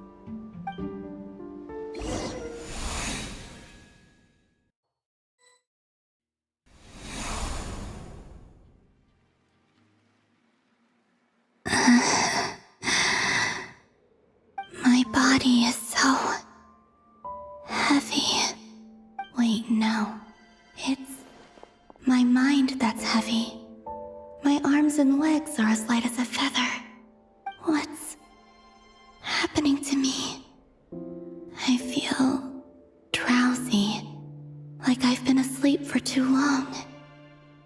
Is it daytime or nighttime? Is the moon out? I think I'll go for a walk.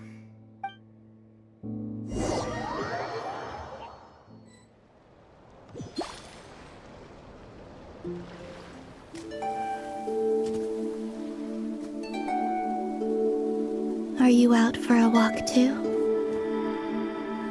Huh?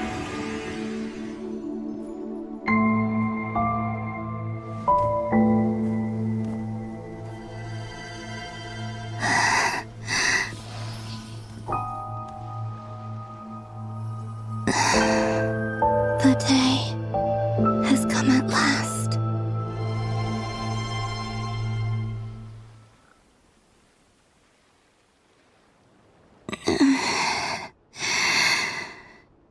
Have I grown so weak that I can't even sustain my physical form? But Moon Prayer Night is nearly here. I was so close to returning home. Death is near. Is this how it ends for me? Will I return to the moon after I disappear? Or... I don't want it to end like this. So far, at least, I still exist. Even if not physically, I can still feel. But as my power wanes, I'm sure that too will fade. I suppose I might take one final look at this world. The world where I was born.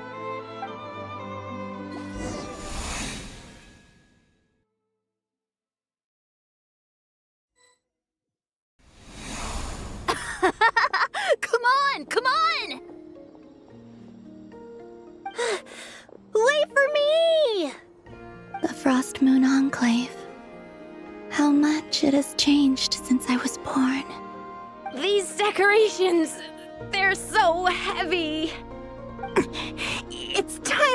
this one. You kind of wish men could be priestesses and acolytes. How fascinating. I've never had the chance to be privy to people's private lives in this way. In the past, people would get so solemn and serious the moment I showed my face, like they were frozen stiff. Karina, Lametti, it's time to eat. Coming! I want to watch them a little longer.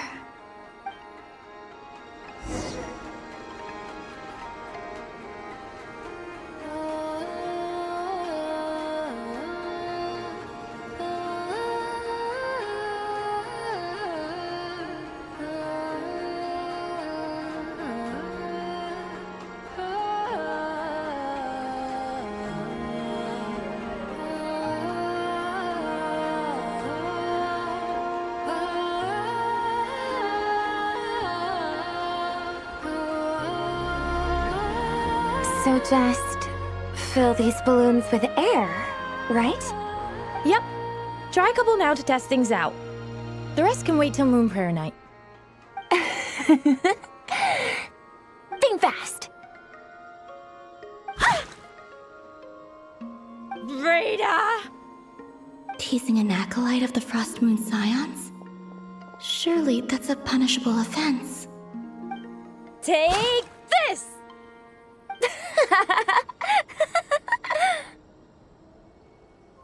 Huh? All right, enough horsing around. Lady Lauma gave us a task. We should get back to it. The task is just to check that the balloons don't leak, right? Doesn't matter if we fill them with air or water. Yeah. Okay, you got me there. And you got me there. But still, we can't use all the balloons before the festival even starts. We won't use all of them. And as long as Lady Lauma's trusted acolyte doesn't snitch, this can stay as a little secret between friends. A couple more can't do any harm, right? Oh, you menace. Then, think fast! Is pumping a balloon full of water really so much fun?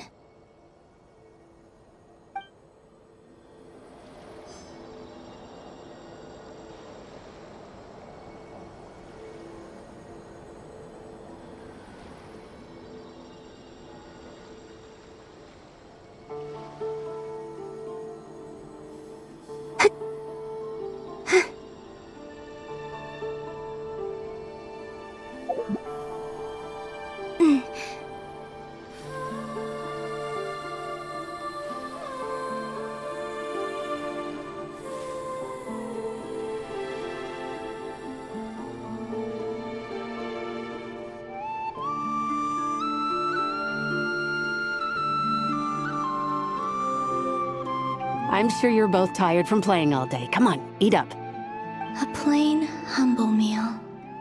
That has always been the way of the Frost Moon Scions. Huh? How come Lametti got a midsummer berry dessert? Oh, I always get Lockaberry. I don't mind sharing. You can have a bite of mine if I get to have a bite of yours. They're sharing food? I've never shared food with anyone before. Even at the Harbinger tea parties, everyone just ate off their own plate. And when I couldn't finish my food offerings from the Frost Moon Scions, they'd leave the leftovers out under the moonlight for the animals to claim. Hey! That was 2 bites! Oh, then you can have another bite of mine. Oh, you too. Oh, don't fret now. Here, have some of Granny's too. So this is what it means to be family.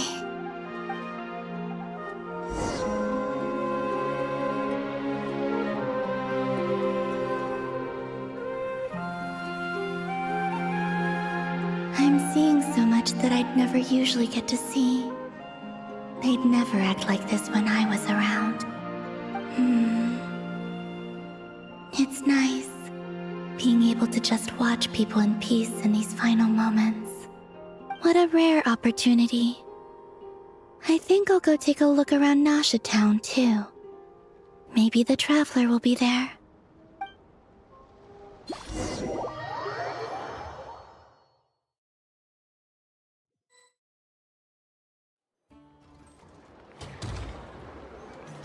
After the War of Funerary Flame, the moon goddesses were no longer recognized by Teyvat. They lost the whole foundation for their existence. That's why the moon goddess's strength is fading. She cannot withstand the world's rejection of her. To be more pedantic about it, the moon goddesses did something to offend the heavenly principles, and that's why they were ousted. Something of a recurring theme in Teyvat's history. Theoretically, speaking so candidly should put me in their crosshairs too, but they can't tell me what to do. I'll say whatever I want. Anywho, the Moon Marrow energies were but a drop in the bucket for her, and that battle against the Ray Hair of Solnari only weakened her further. Fortunately, it happened close enough to Moon Prayer Night when the Kuvaki concentration here is high. That's the only reason she managed to survive this long. What do you mean, fortunately? You said she disappeared. We're too late. Oh, what a headache. I thought this was all common knowledge. I guess I have some more explaining to do. Okay, buckle up. It's time for another lecture.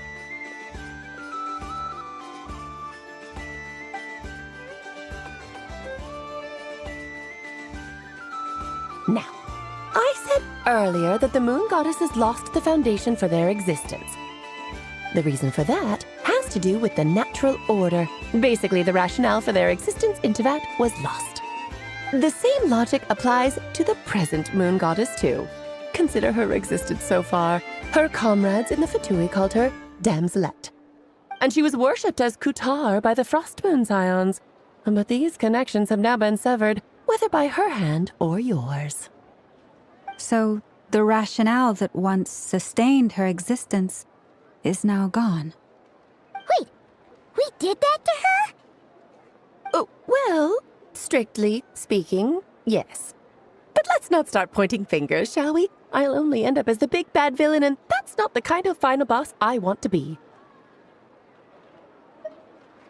Of course I do. I'm only the greatest mage in the whole entire world. Now, if you wish to find your moon goddess, there are two problems we need to solve. Firstly, we'll need to strengthen the connection between her and Teyvat, at least enough to sustain her until Moon Prayer Night. Strengthen her connection? But does that mean I'll have to rally all the Frost Moon faithful behind this? I'm afraid a bygone faith and a former home won't be of any help to her now. Do you know her name? Her name? Oh, yes. Names are very important things. A name is a fundamental concept that anchors one's entire existence. Then your first job is to find it. As a moon goddess, I'm sure she must have a name she identifies with. Neither Columbina nor Kutar is her true name, and she's never really accepted either of them. So, finding out her real name is enough to sustain her existence? Yes, I know it sounds like a small step, but every journey begins that way. So for now, that's all we need to focus on. The second problem is with her plan to use the moon marrows to return to the moon. Unfortunately, piercing through the false sky will take an enormous amount of power. Given her current condition, she won't be able to provide anywhere near enough power, even if she recovers her physical form. But no need to fret. Nicole's the expert in this field, and I'm sure she'll figure something out. Wait, Mage N is going to help us out too? That means we've got 2 Hexacircle mages on the case. This is turning into a pretty big deal. Actually, this is more of a side quest for me. Like you said, I'm a busy lady, so I can't stay for too long. I'll have to return to Teyvat's border soon. That's the upside you get for looking out for my little Klee. Hopefully that will incentivize you to carry on keeping her company in the future. Anyway, jokes aside, you'd better get moving. It will take quite a miracle for the moon goddess's consciousness to hold out till moon prayer night. Oh, I suppose I might as well tell you where Nicole is before I leave. Off you go now. Time to meet your new friend. Oh, yes, and a little suggestion. Don't forget to mind your heads. What? I wonder how Durin's doing. I should really go see him before I head back. You really are super busy. I most certainly am. There's so many children I have to keep tabs on just in Mondstadt. Durin, Albedo, Venti, Varka.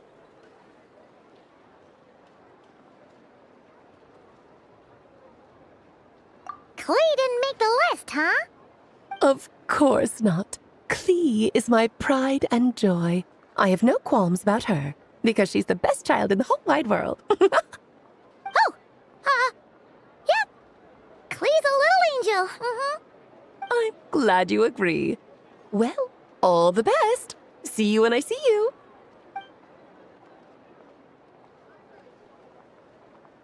She left in a hurry. Yeah, she didn't pack up her stall. Should we handle it for her?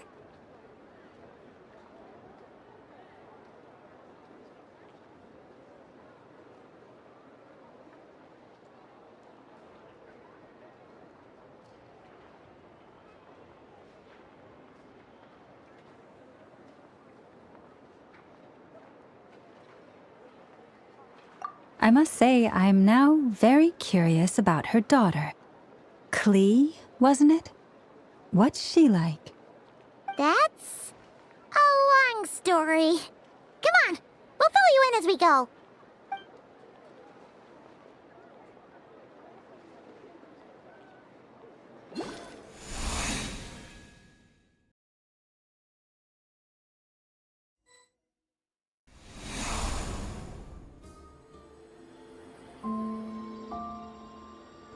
What a lively place. I've never experienced Noshatown like this before. Hey, you old geezer! Your hammer's rusted through! Who are you calling old geezer? Are they quarreling? I'm looking right at him! You've really gone downhill since giving your daughter free rein in the workshop. Can you even swing a hammer anymore? It shouldn't take you days just to fix a single chair. You might as well use that hammer to massage my back for all the good it's doing. Don't run your mouth, or you'll get a back massage that'll put you in bed for the rest of your life. Look, the materials haven't arrived yet, all right? You know how busy it gets in the days before Moon Prayer Night. I'll bet you send all the materials to your little princess. Blood's always thicker than water, huh? All right, you've made your point, Uncle Koski. As soon as the materials arrive, fixing your chair will be the #1 priority. And Dad, if you've got time to chat, why don't you lend me a hand, See? Lolka knows what the score is. I guess they're friends. But the way they spoke to each other was so ugly. Then again, it wouldn't be the first time I've seen something like this. Columbina! Sing outside my door in the middle of the night one more time, and I'll unscrew your vocal cords. You hear me? Oh, Zandrone. So that was her way of trying to be friends with me. What a pity. I won't get the chance to say any ugly things in reply.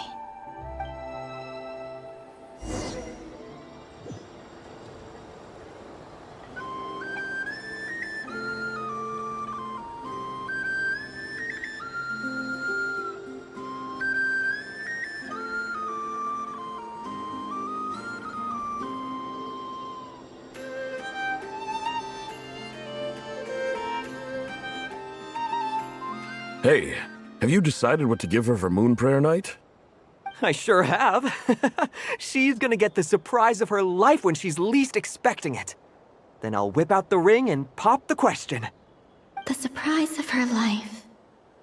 What a fun turn of phrase. Cool, I get the picture. You can spare me the gushy details. Ooh, looks like we have a customer. Hello there, ma'am. Would you like some Moon Prayer Night candy? Huh? Is he talking to me? Can he see me? Here you go.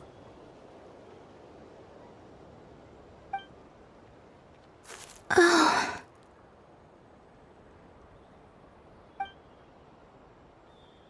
Come back anytime. Right. Now, where were we? I don't know why, but I still held out hope.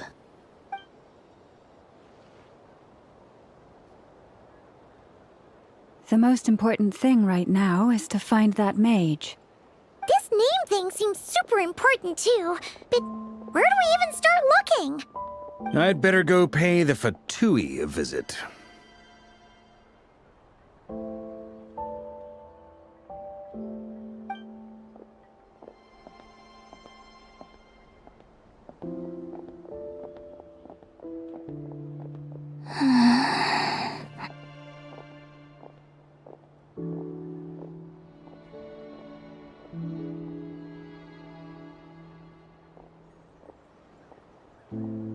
Columbina?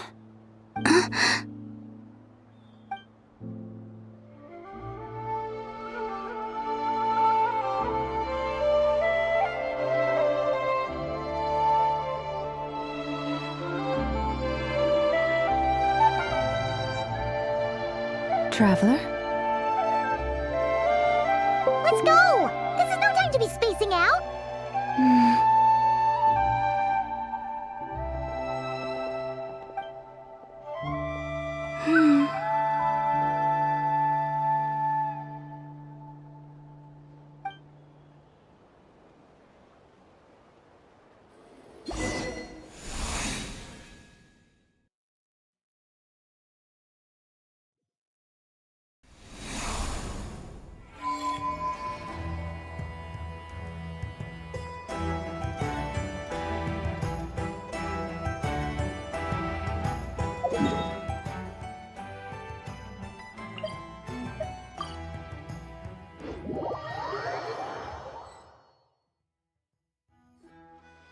Where are they going? They mentioned a mage and a name? So, Mr. Varka, are you acquainted with this Nicole? Or should I call her Mage N? Not really. We've never met, though she has come up in conversation. From what I've gathered, Alice kinda took Nicole under her wing. Taught her how to speak in a more ladylike fashion, that kind of thing. Huh. Hard to imagine Alice as an etiquette coach. Yeah, Alice is a larger-than-life personality, I'll give you that. But then again, that's why she's able to draw such an eclectic mix of people into her inner circle. If I remember correctly, being an interesting person is actually one of her main entry requirements. So, if you ever wanted to join the Hexenzirkel, I'm sure you'd both be eligible to apply. Hey! Don't go around making promises on Alice's behalf! I wouldn't dare. I'm just trying to paint a picture of the Hexenzirkel for you. Okay, sure. Anyway, since none of us have ever met Nicole, how are we supposed to find her? We can't just go up to every woman in sight and ask, "Hey, are you Nicole?" Maybe something she's wearing will give it away? Like, a windbloom pinned to her chest or something. Wait a minute. Alice never said Nicole was from Mondstadt. Oh, true. That would be... this young lady, then?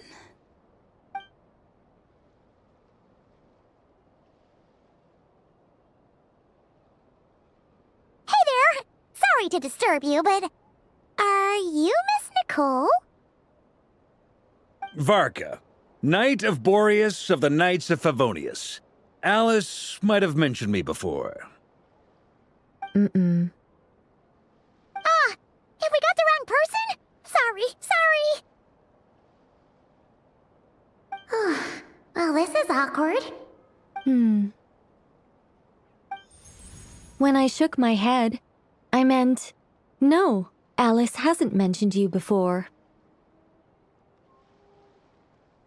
Huh? Where is this voice coming from? My apologies. For certain reasons, I am unable to speak. This is the only way I can communicate with you. It might take some getting used to, but I hope you can understand. Hey, it's fine. I'm more shocked by the fact that Alice never speaks about me. I mean,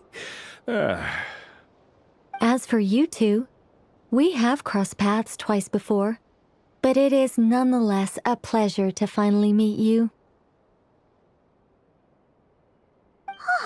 It's really you! Thanks for all your guidance in the past! You're quite welcome. This time, things are different. We have reached the unwritten pages of the story. You might say that we stand at the crossroads of fate.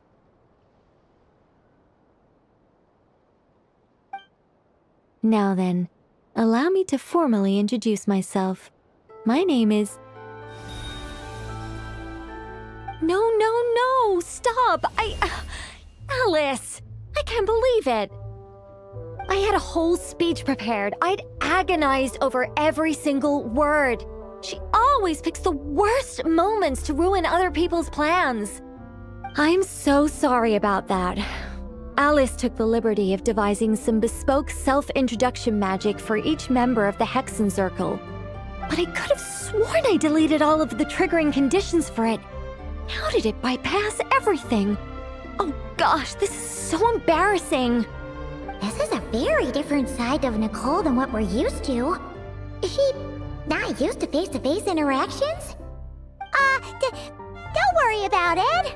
We've seen that introduction magic once already, so it wasn't too much of a shock. Please go on, Miss Nicole. We'd love to hear what you have to say, or, well, communicate. Huh? Are they talking to this lady? But... Will you all promise to forget that horrendously embarrassing introduction? sorry, embarrassing. When?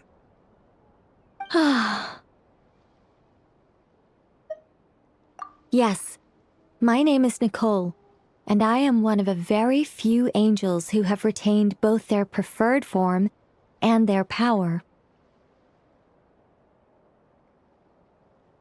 The Traveler and Paimon should be no strangers to this concept. There is another of our kind in Natlan. They call her the Lord of the Night. All right! Paimon remembers her.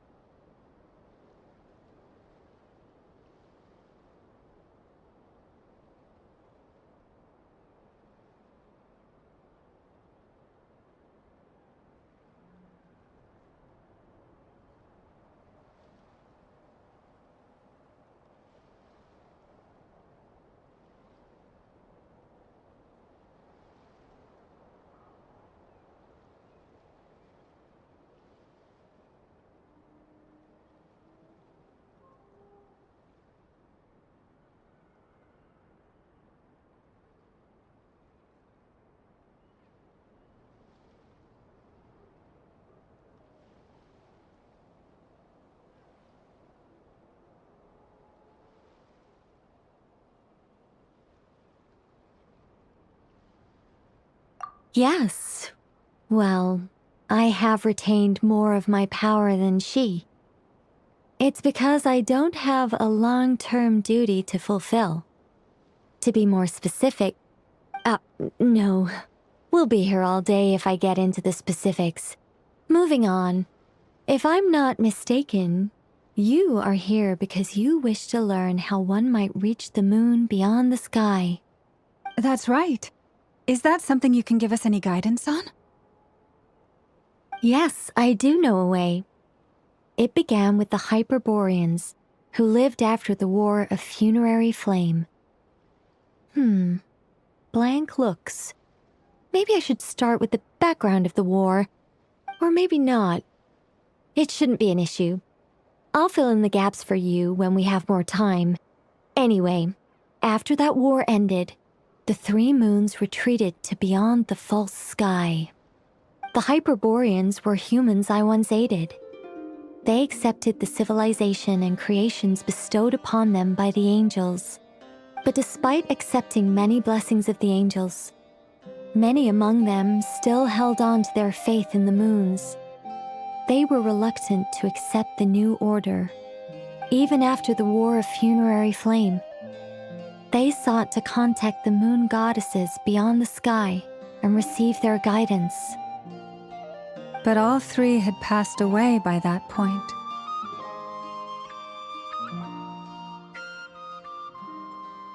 This mage has a unique method of communicating. Is she talking about the moons? Yes, but they did not know. And so, still they prayed for the moon goddess's mercy.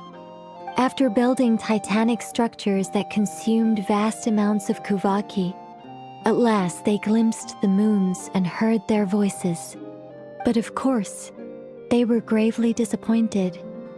For it was then that they realized the 3 moon goddesses were dead. Oh, that's such a sad story. It is. Humanity was in a very sorry state at that time. The angels who had once aided them were gone, and the War of Funerary Flames had left them homeless and destitute. Just a second, I gotta ask. How relevant is all this history to the task at hand? Well, I mean, it's... Okay, it seems we've drifted into irrelevant narrative waters. It's been a while since I've had the chance to speak inside someone's head. As soon as I got started, I lost control and the words just flowed out like a waterfall. What I'm trying to say is... Right, yes, that's it. The relevant part is the ritual created by the Hyperboreans. The fact that they bypassed the false sky and saw the true moons implies that they successfully built a connection between Tevat and the outside world. Which means, with enough Kuvaki and a sufficiently stable connection, it should be feasible to send one person over the border. Okay, so they built some kind of portal? Oh, yes. A portal. Yes. Is something wrong? You sound disappointed. I just didn't expect you to summarize it so well. It turns out I could have said all that in one word, if only I'd managed to think of it. No, please, it's fine. This is invaluable knowledge. I'll be sure to record and preserve everything in writing. Oh, really? Well, in that case, I suppose I could backtrack and add some more detail. I did gloss over a few things so far. Whoa, whoa, whoa, time out. Let's summarize what we've got first. The Hyperboreans were the last ones to use this method, right? So we somehow need to find whatever structure they built and make sure there's enough Kuvaki to power it up. Luckily, we have the moon marrow of both the eternal and iridescent moons, so we're all good for Kuvaki. Which means the key issue we need to focus on is finding the place. Am I right so far? Yes. Although I expect the structure is long gone by now. That said, what if we could take advantage of the phantoms to travel back to a time when it still existed? Well, travel back isn't quite accurate. It's more like we'd be creating a handshake between 2 points in space-time. We wouldn't even have to pick a time when it still existed. It could just be a time when it still appeared in phantom form via projection, or we could project our own phantoms, fold them together, and... You look lost. Was that too hard to follow? Yeah, things got a little, technical there. Paimon's brain is reaching capacity. All right. Let me think about how to put this more simply. Okay, got it. Over the next few days, I'll search for phantoms that we can use. Once I find one that meets the criteria, I'll let you know and we'll regroup. By completing certain rituals, specific individuals will be able to enter the phantom and make it to the Hyperborean structure. If everything checks out and it looks feasible, we'll just need to wait for Moon Prayer Night, and we can send the Moon Goddess back home. I'm really skimping on the detail here. Is this making any sense at all? I think so. For now, we'll just wait to hear from you. Yes. Basically, yes. Great. Counting on you. In the meantime, we'll focus on finding the Moon Goddess's name. My name? Are they looking for a way to stop me from disappearing? Excuse me, Miss... Go on, Miss Nicole. This conversation was a little all over the place. I didn't catch your name. I am Lauma, of the Frost Moon Scions. Ah, I did wonder. I noticed that you listened very intently when I spoke about Hyperborea and the moon's history. If you'd be interested, I'd love to visit you this evening and go through it again in greater detail. Also, if you were serious about making a record, it would be too risky to simply write down the raw details as is. I would suggest some tweaks. Maybe rewrite the stories as fairy tales or fables, perhaps even prayers. Anyway, we can cross that bridge when we come to it. So, see you later then? Oh, and no need to prepare anything. Just a cup of tea will do. See ya! She seems friendly. It's just... It's so nice to find someone who's actually willing to listen. I've been dying for a chance to finally go through all this systematically from start to finish. Any longer and I'd probably start forgetting it.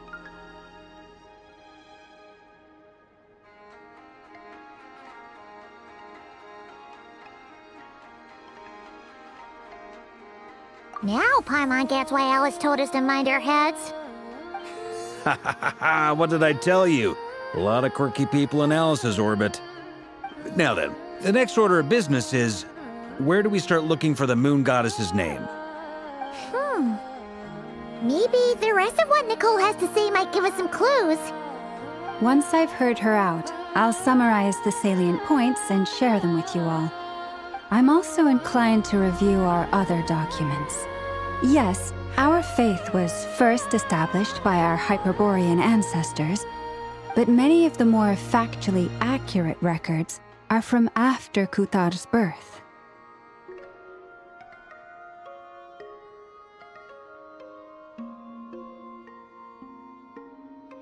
Sounds like we're gonna follow Columbina's journey through Devat, huh? In that case, we'll start by heading to the Frost Moon Enclave. Sounds like a plan. Take this with you. I'll see about getting in touch with the Fatui. It'll probably just be Arlecchino and Sandroni again. They're the only ones who would want to help. Thank you, Mr. Varka. Ha ha ha ha ha! Don't mention it. Honestly, I'm more comfortable dealing with the Fatui than prying into the details of a young lady's childhood. Catch you later. I should follow them, just in case there's some way that I can help.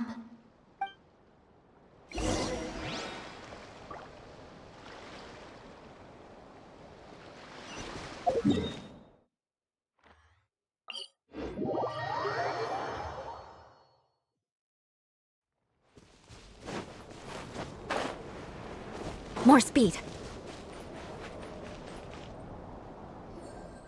A while ago, I took the time to organize all documents in our possession that pertain to Kutar. What you see here is the material I consider reliable. You're saying there's unreliable material too? Yes. Most of the information we have was transmitted through an oral tradition.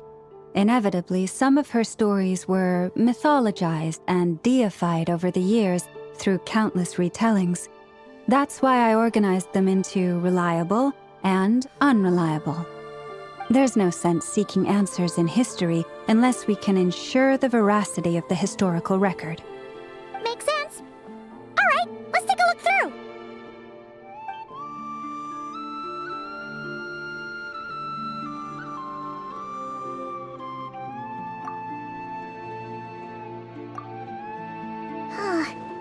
Almost all these records refer to Kutar instead of Columbina. Although neither of those is her real name. Paimon's not sure what point she's trying to make. What we can gather from these records is that the Frostmoon Scions worshipped her as a god, placing impossible expectations upon her. I cannot fault them for their earnest faith, but for all their devotion, worshipping her day in, day out changed nothing. I imagine that none of it resonated with Columbina. It wouldn't surprise me if, even back then, she had already begun to reject the name Kutar and everything it represented. Lama speaks the truth. When I heard them call upon Kutar with hope and expectation in their voices, they may as well have been calling upon somebody else.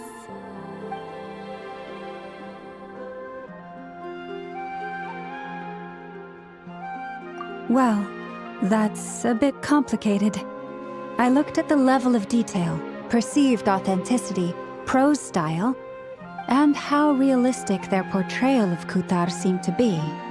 Amongst the Frostmoon Scions of today, only I know of her existence, and I alone have spoken to her face to face. As such, I know that there are certain things she simply would never do. That being said, I have sensed some changes in her lately. Changes? Me? Seems like this is getting us nowhere. For what it's worth, why don't we check the unreliable sources too? Sure. Give me a moment.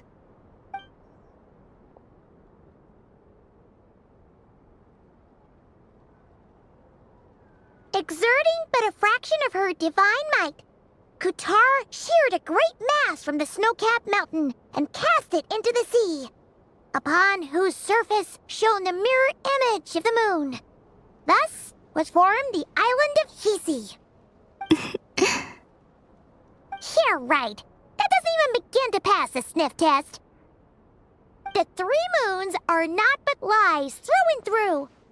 Only one moon has ever shone for us, and Kutar is her name. The vast majority of ancient texts are filled with fanciful tales like these. I trust you understand my criteria a little better now. Kutar did not speak, merely gazing into the distance in silence. And where her gaze landed, this was her prophecy. Clearly, whoever wrote this text never even met Kutar. Otherwise, they'd know that her eyes are always closed. What about you, Traveler? What are you reading? Come on, let Paimon see. The child wished to build a wooden nest with which to shield a fledgling bird from the cold. But being so young and lacking in strength, the child could not snap the branches from the trees. Kutar was passing by. Upon seeing the child, she summoned forth the Kuhenki, who built a beautiful nest for the child. I remember that. Not knowing the meaning of Kutar's divine intervention, the child dared not to respond, and thus ran home to call their parents. But Kutar was gone. The moon chanter declared the event a miracle and took the nest as a relic, placing it on high for all to see. The child was named as one favored by the goddess, and was greatly respected amongst the people. Yet, no further miracles were bestowed, and this matter was forgotten in but a few years.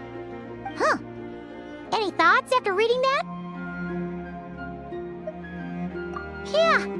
Columbina probably just wanted to join the kid in making nests. Ah. I'd originally considered this a fabrication, because Kuthar did not perform any similar actions in subsequent records. But now that I think about it, it does seem like something Columbina would do. It's just that... She didn't know how other people would interpret her actions. She was probably worried about making things difficult for people. And so, she gradually stopped joining in. Yes. Oh, that's so sad.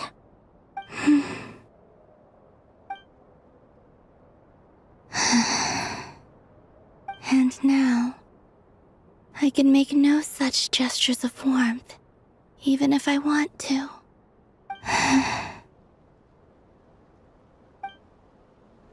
Still no name. That's a bit of a shame. But we did learn some interesting stories. That's gotta count for something. Varka said he was gonna set up a meeting with Arlecchino and Sandrone, right? Let's go back to Nasha Town and see how he's doing.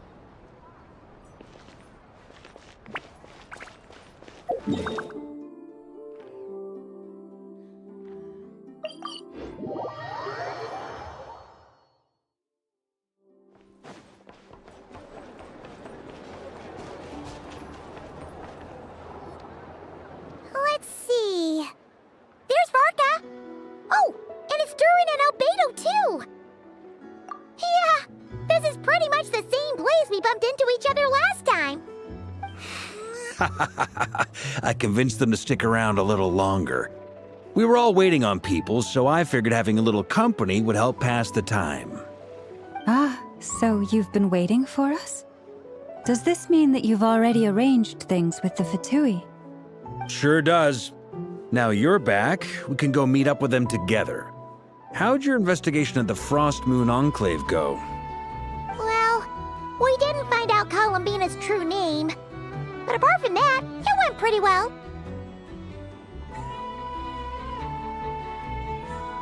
Aha, just as well that I didn't tag along then. I'm sure our moon goddess wouldn't want every man and his dog knowing all about her private life. Still, desperate times, desperate measures, I guess. Someone had to do it. So, Varka was waiting on us, but what about you two? Are you waiting for Alice? Oh, no, we already met with her.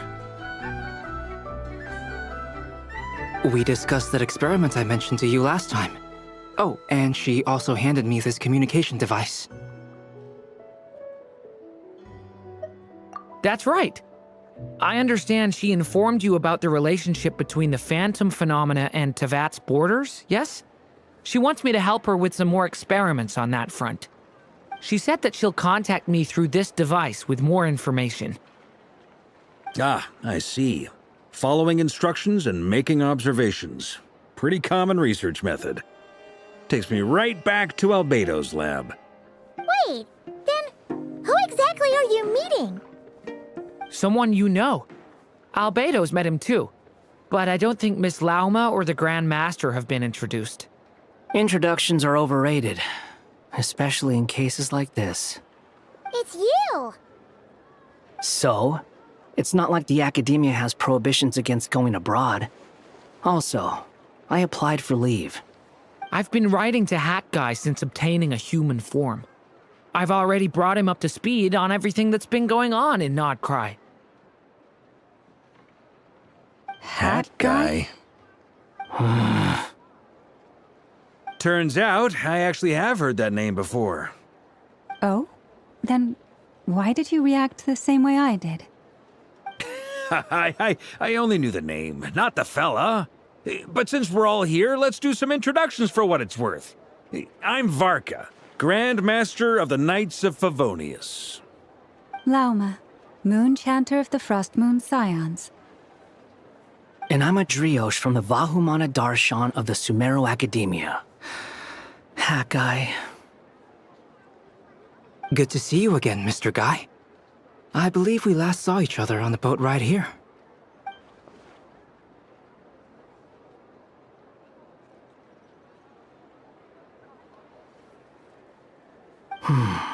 Mind you, the only reason I came here is because there's someone I want to look into.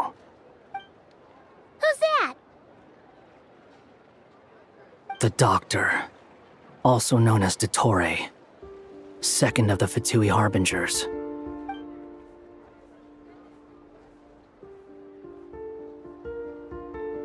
From the tone of your voice, it sounds like there's bad blood between you. I was reviewing our archives and noticed that a lot of information about him was missing. Left a bad taste in my mouth. That's all there is to it. Dottore, or Zondique, as he was then known, once studied at the Academia, but he got kicked out before he could graduate.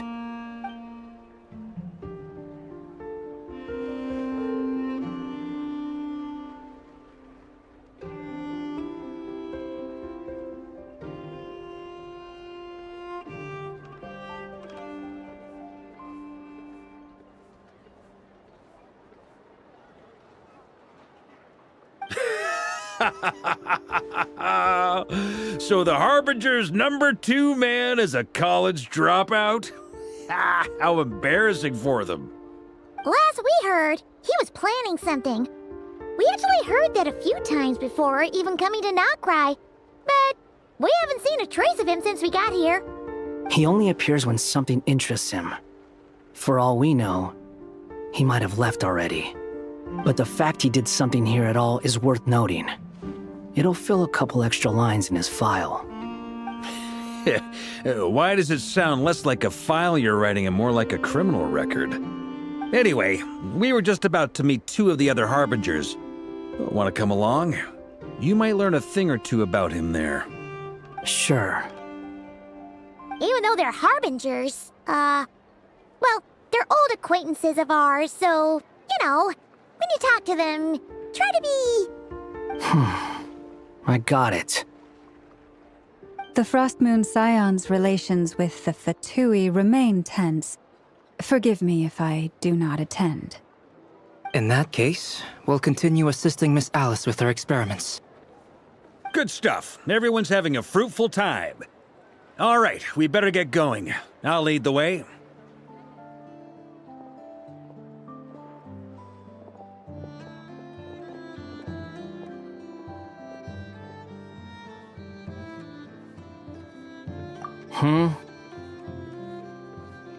Well, yeah, that's obviously part of it. But I'm not the only one who has a score to settle with him. Neither you, nor Lesser Lord Kusanali, nor I want to see him meddling with things again. What's the hurry? Don't worry. Pigeons always know which way home is.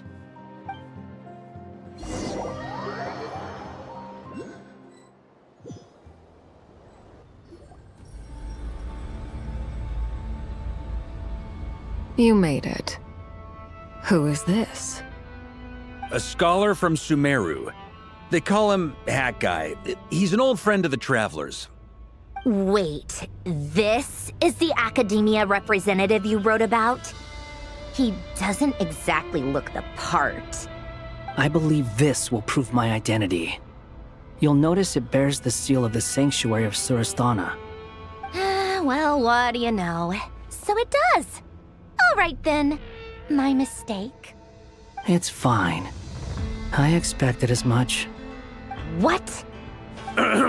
So as I mentioned in my letter, the Academia's got its eyes on Dottore. But this matter remains top secret.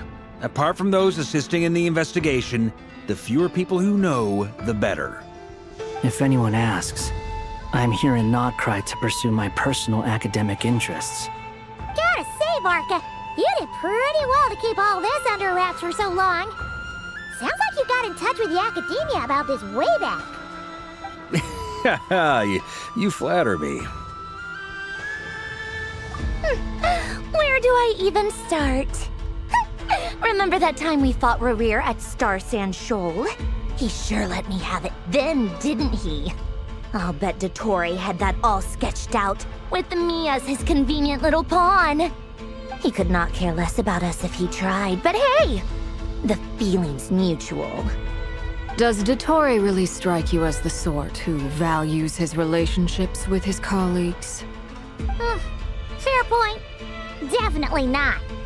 Which is why I always keep my guard up whenever he starts making suspicious moves. To that extent, our motivations align. On top of which, I consider you trustworthy people. Now, back on topic. In the wake of the Reikir of Solnari episode, Sandrone and I grew suspicious about Dottore's complete inaction during the entire affair. So we tried to find out what he'd been up to, but unfortunately to no avail. He never lets anyone in on his plans. The more he cares about something, the more secretive he gets. Indeed. Perhaps he believes that by keeping a low profile, he can avoid trouble. But that trick isn't going to work on his colleagues. Yeah, I mean, he's been researching the ancient moon's remnants. And he's been trying to get his paws on the moon marrows. Only an idiot would believe he doesn't have something more planned. With this in mind, I returned to Snezhnaya and relayed my thoughts to Her Majesty the Tsaritsa, entreating her to have him recalled. That's pretty direct. Did the Tsaritsa agree? Yes. I made it abundantly clear that the Fatui's business in Nodcry is almost concluded, and we do not need 3 harbingers in this territory. Her Majesty concurred. Accordingly, Dottore has returned at her orders. I imagine he is continuing with experiments, which no one besides he would ever have any interest in. Common sense might mean nothing to him, but he's not stupid. He knows that no good can come from opposing the Tsaritsa. Smarts alone won't get him all the way.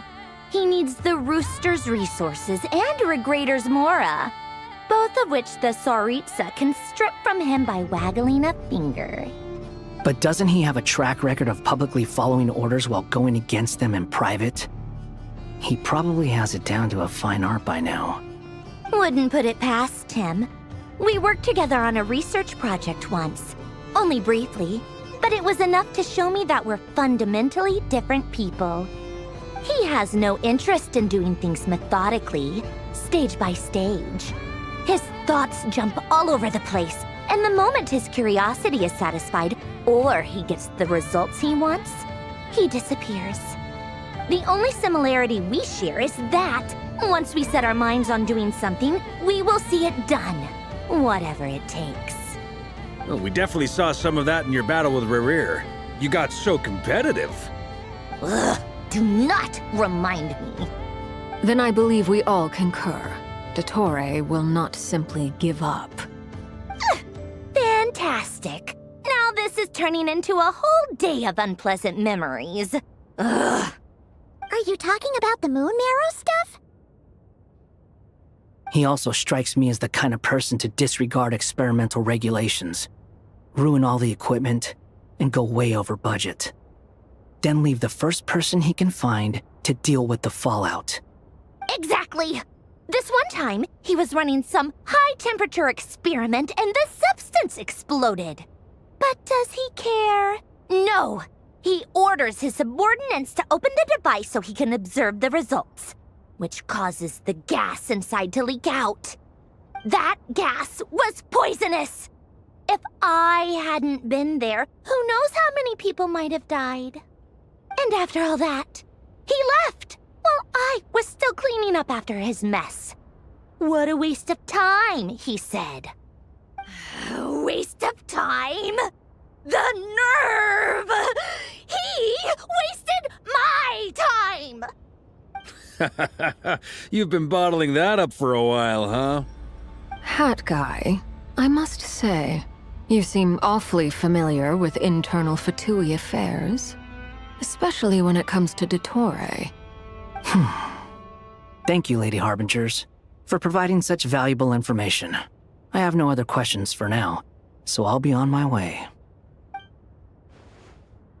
Wait, what? You're just gonna leave? You're welcome to join if you want. Ugh. Just when Paimon thought he'd finally mellowed out. He makes quite the impression. I'll say. I've met tons of headstrong people, but not many of them would join me in bad-mouthing Dottore. Anyway, back to the main agenda. Barca, you said that Columbina has gone missing? Or rather, disappeared. Yeah. We're working on building a connection between her and this world. The simplest method is to find out her real name. I've actually asked her that question before, but she said she didn't know. Considering our relationship, I doubt she was lying to me.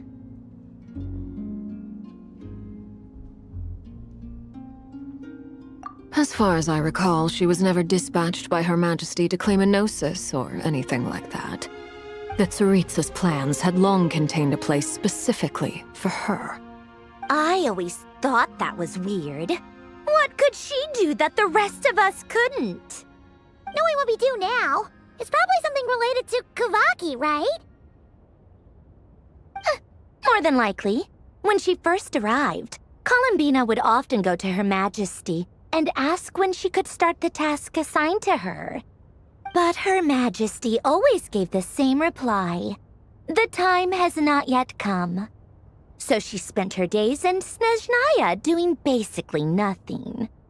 The Tsaritsa has summoned a beautiful blind maiden to be a harbinger, giving her the third seat by virtue only of her enchanting voice. It was a dumb and stupid rumor, but the reality of the situation made it hard to refute. And what happened after that? I imagine she stopped caring.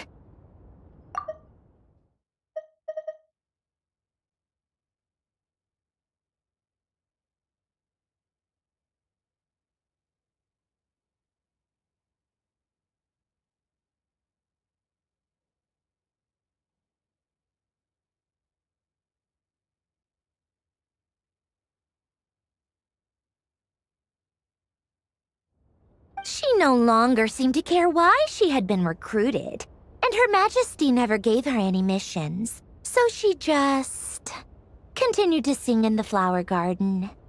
For my part, I was busy.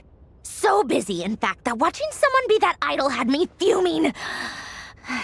But still, I got the sense that she had long been used to a life of other people claiming she was needed when she wasn't.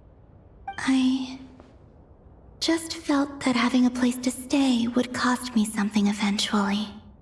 And so I waited quietly for the day that I would have to pay the price. And on the other end of that spectrum, you had me. Someone once told me that I had the lousiest work and the toughest luck. That's a good way of putting it. I forget who said it, but those words have always stuck with me.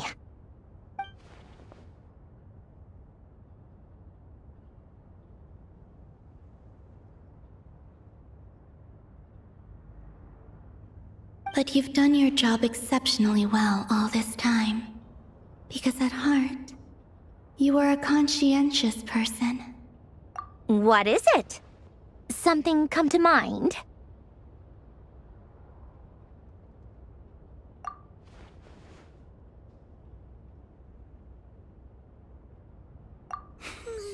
That makes sense. Nothing screams you are needed like your name shouted from across the town. Well, good luck with it. But if you ask me, Columbina is still the most shoutable name. I'm just so used to it now, after all the arguments we've had. I can't be bothered trying to remember another name for her. Nor I. Sandrone. Harlequino.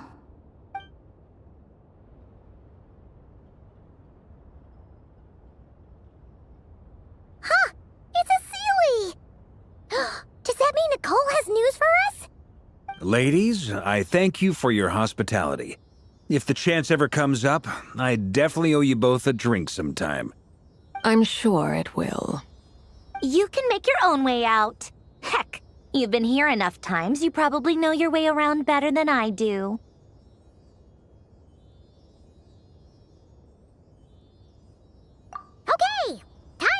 what adventurers do best. Follow that Sealy!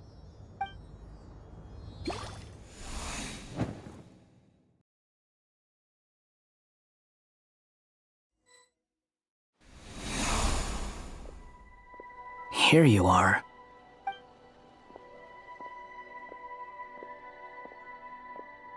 Oh, hat guy. How come you're back so soon? Did things go all right with the Fatui? Fine. Dotori's been summoned home by the Tsaritsa. Couldn't get much more than that.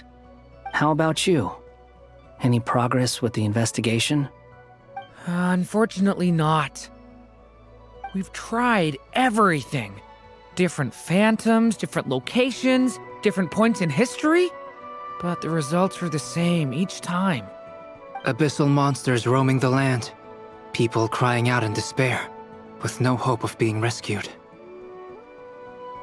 Every time I see it, I can't help but think, is this what it was like in Mondstadt when Dragonspine Durin attacked?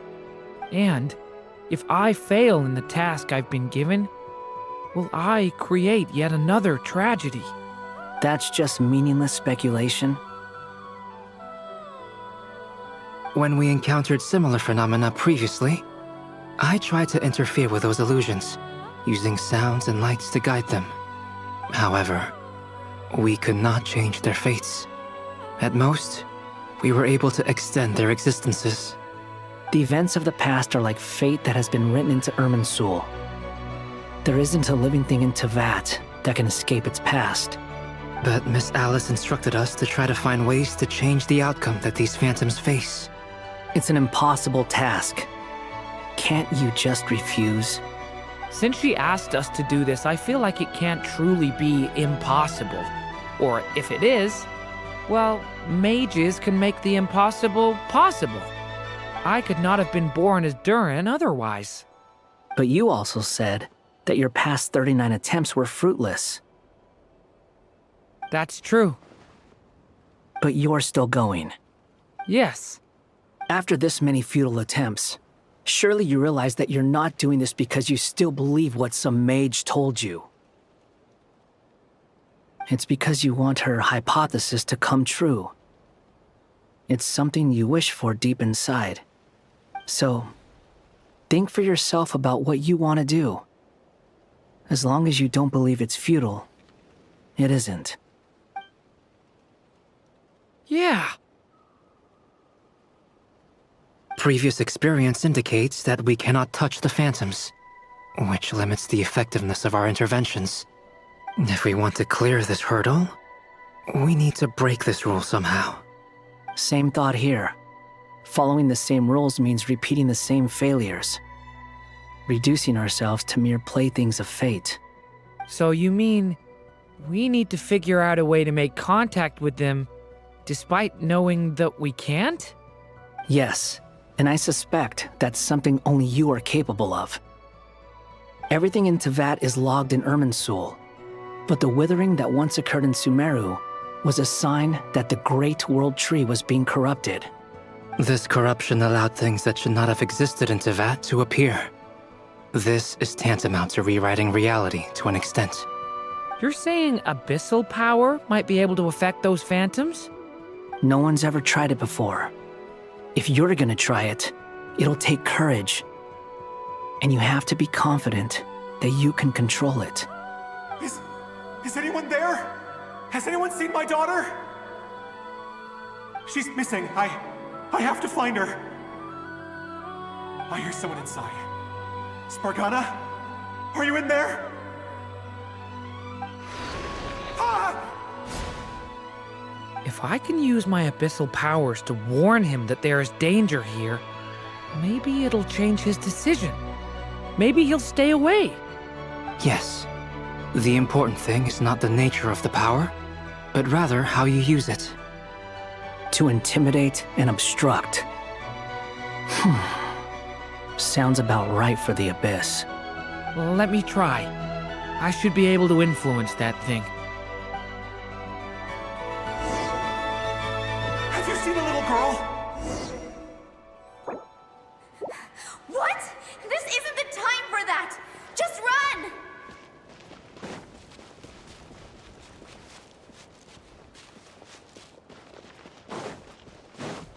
someone inside. Spargana? Are you in there? Where are all these monsters coming from? What is this? Looks dangerous. I should get out of here.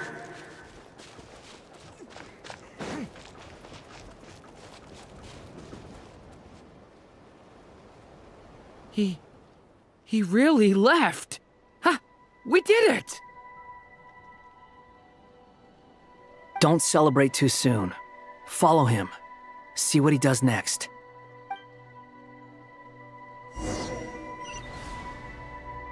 Monsters approaching from the front. You need to stop them and create an opportunity for him to hide.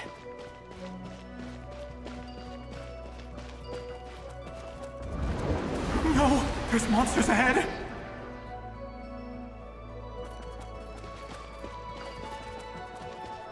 Wait, is that the barrier I saw earlier? Why is it appearing now? It's as if someone's controlling it.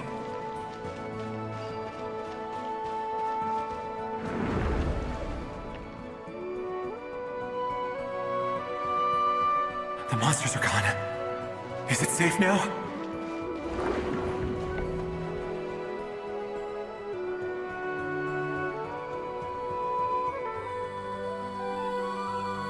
The barrier's gone too. How odd. Anyway, I guess I'll keep going. Quickly, let's keep up.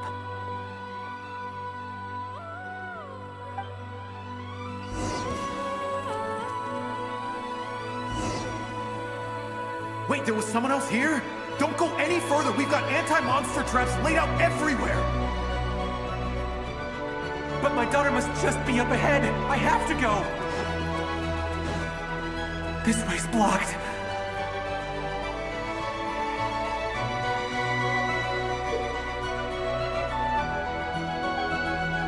We might be able to use the explosives over there, but we need to take care not to hurt him.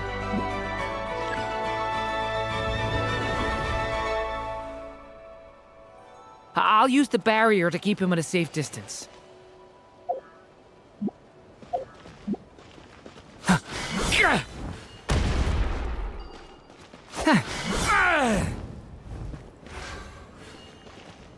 This barrier seems to be helping me somehow.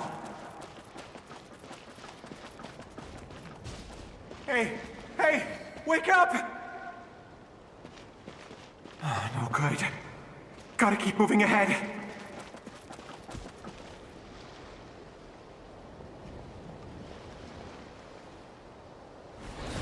So many monsters!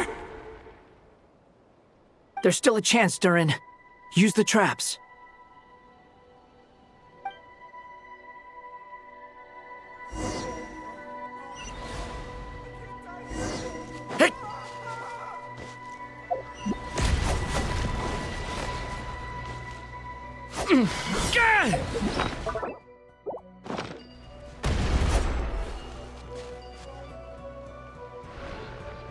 Help me!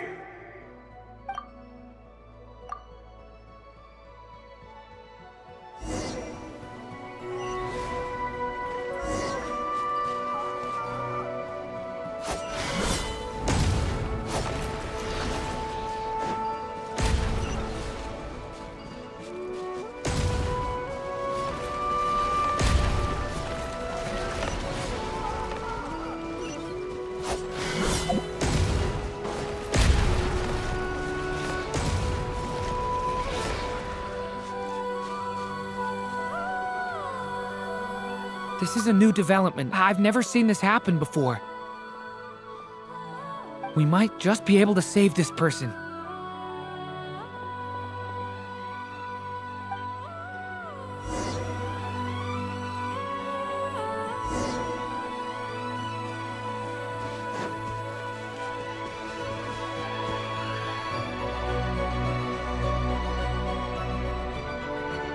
Hello there.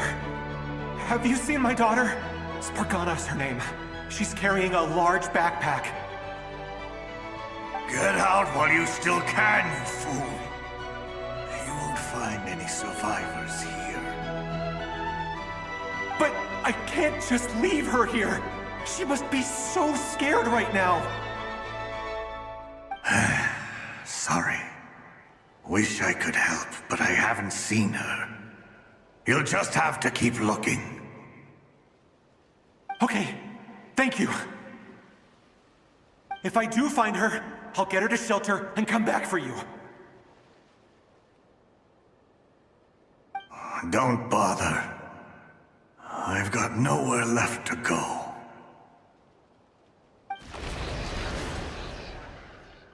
What's that noise? Monster! No, if he goes inside, he'll be walking into a trap. Let's try this once more. This time, we have to stop him.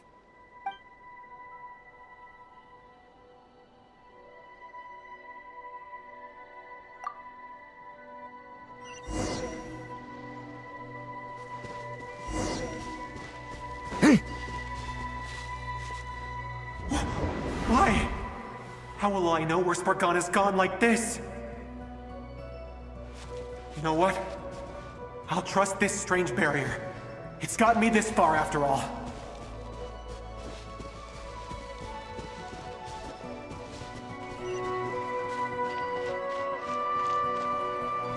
Spargana, are you there?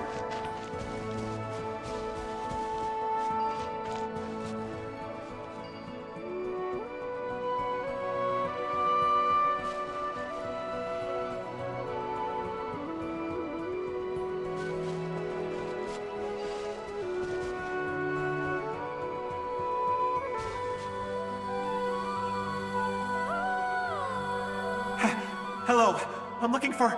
Huh? Looking for what? Everything here belongs to me. Get him, boys!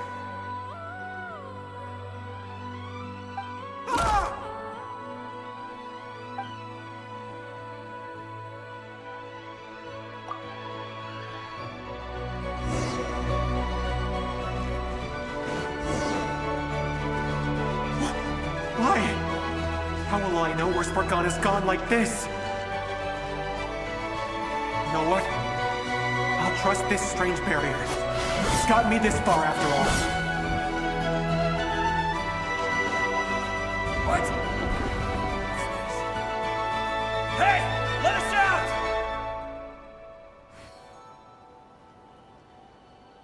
Spargana, are you there?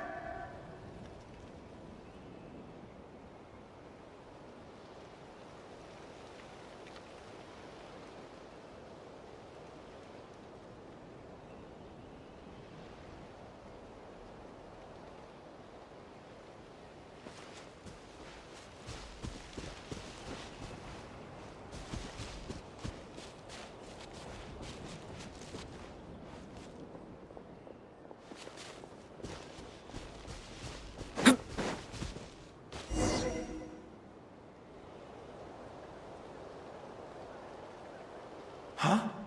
That looks like one of my daughter's books! Oh, thank you. Thank you! Yes, it's one of hers for sure. That's her name on it right there. She left her backpack here.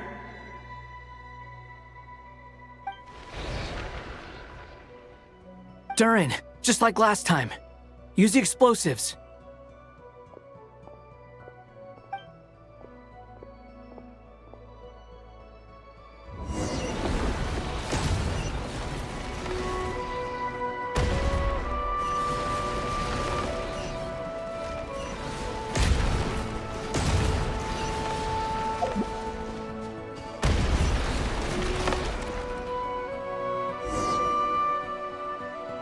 It won't work. There's not enough left. If he makes it in, he'll die. But then, this clue could be the key to him finding his daughter. It might not be the only one. Better he misses that clue than loses his life. I guess so.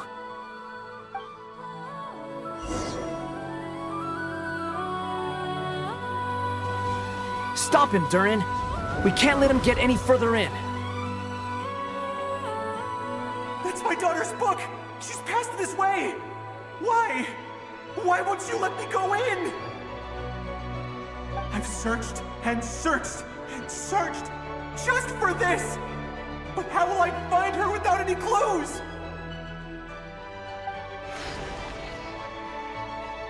I no longer have anywhere else to go.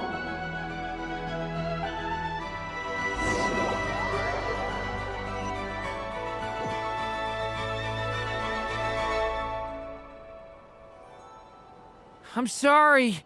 I'm so sorry. He refuses to go anywhere else. Whether he opens this door or not, all that awaits him now is death. We couldn't change his fate. Albedo? Hat guy? Let's try one more time. I don't know how we're gonna do this, but I don't want to give up either.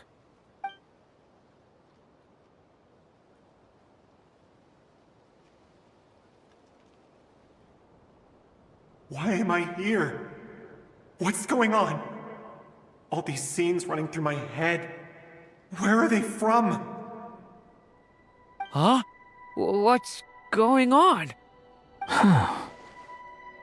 His reactions have changed. How many times have I... What's happening to me? Huh? Wait.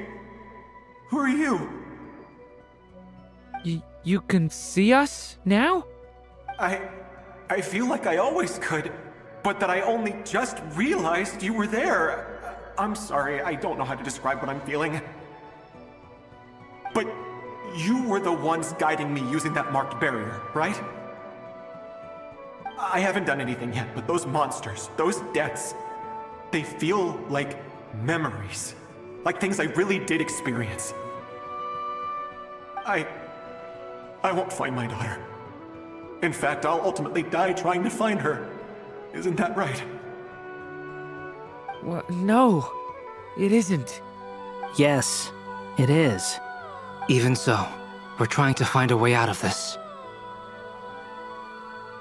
You've not seen my daughter either, have you? It seems she really isn't here.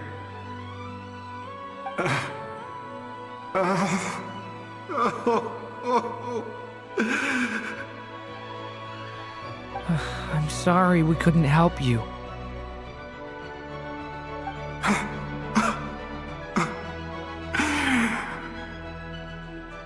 I'm just tired. Maybe this is destiny. Maybe it doesn't matter how hard I search. How long do I have left? Experience says 15 to 20 minutes. 15 to 20. Thank you for all your help. Let's rest a while. You look exhausted too. Now's not the time for you to start pitying us. It's not pity. I'm just realizing that I've only got 10 or so minutes left. You know?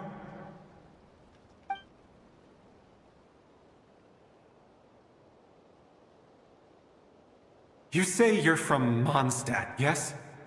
A place with windmills, where people enjoy limitless freedom? And you're from Sumeru, where they've built an academy into a giant tree? Yes. It seems you've never heard of either place. Those names are unknown to me, I'm afraid, yes. Have you heard of Hyperborea? I have, but I heard that it was destroyed in the distant past. I see. That was where my ancestors once lived. What about Delphi Pytho? Was it later rebuilt? I've never heard that name. Then what about Sal Vindaknir? I have seen that name on stone tablets on Dragonspine. But I'm afraid the only things left of that place are its ruins. I see. Sure enough, there was no way to turn this around, huh? I'm sorry. I was the one who asked to chat, but it seems like we're too many ages apart. There's barely any common ground to start from. It's all right. We did hear something new, at least.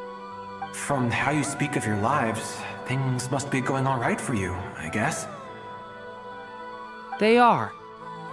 Mondstadt is a place of freedom and happiness. There's a lot of good people in the church and the Knights of Favonius, and even outsiders find that it's an easy place to feel at home. We have festivals a few times a year. Everyone gets together to drink, sing, and be merry. Sumeru is a lot more uptight. Not really the kind of place where you can relax. It's a nation fraught with problems wherever you look. But if all you want in life is to seek knowledge, I guess it's pretty much paradise. That's wonderful. In other words, after this all-devouring black tide passed, humanity did not merely avoid extinction, but rose to build prosperous civilizations anew. I mean, I can see you all right now. That must mean the future isn't a total mess, right? That's true. Well, time's almost up. Let's part ways, I think. Might be best if you don't waste too much time on me. The chances are slim, I know, but I'd like to spend these last few minutes looking for Spargana. If things work out, I'd love to tell her about what I've heard. May we meet again. Well, or not, most probably. In that case, may your wishes come true.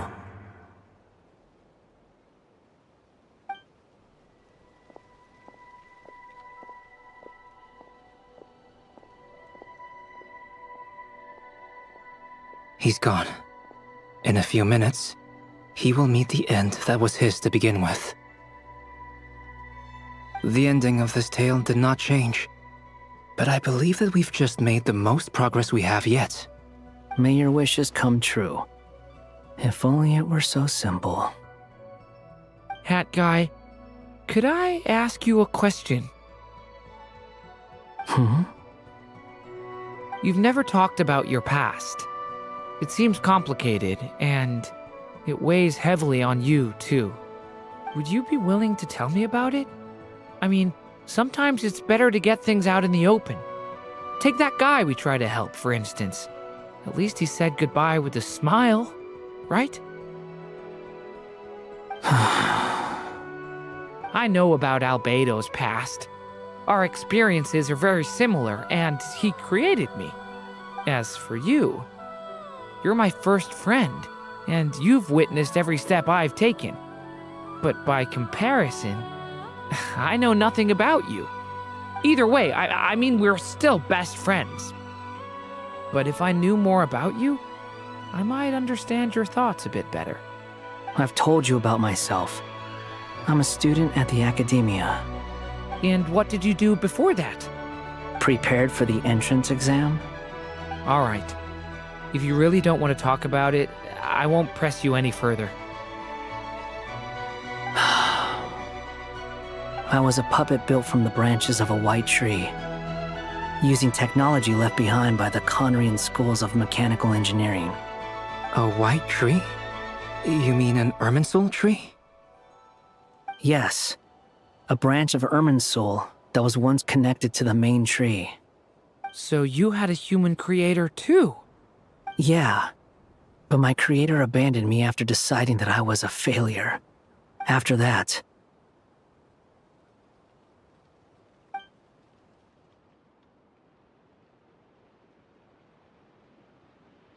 Durin. Resisting the influence of the Abyss, suppressing the urge to destroy, trying to do the right thing. None of these things are easy.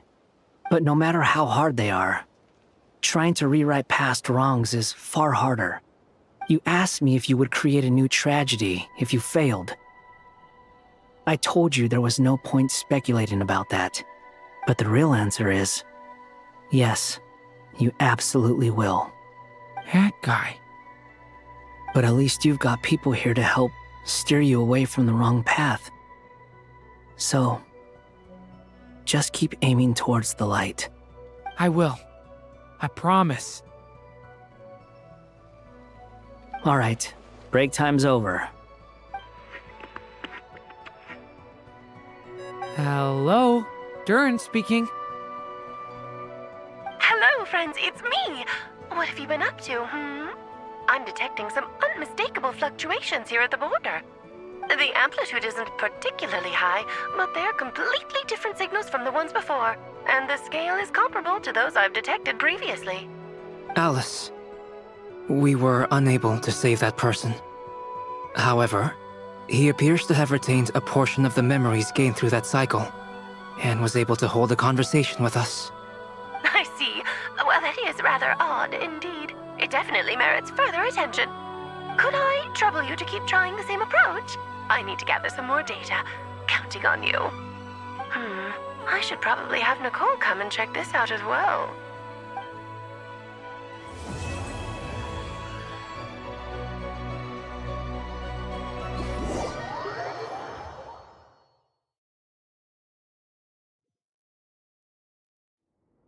There you are. I was worried you might stop to collect treasure chests opened by the Seelie along the way. It would have taken you so much longer to get here. Another conversation I cannot hear. I am delighted to see that you understand what takes priority, and that your adventurer's instinct has not swayed your resolve. Really, I must applaud you for it. You should know. Paimon's head. Okay, I'll try and keep it short. My senses are telling me that this is where we shall find the entrance to the ruins. Oh, cool! Well, what are we waiting for? Let's open it up and see! Patience. This was a sanctuary of great importance to the Hyperboreans. A special process is required to open the gate. Oh! Like the place that housed the Eternal Moon's Marrow?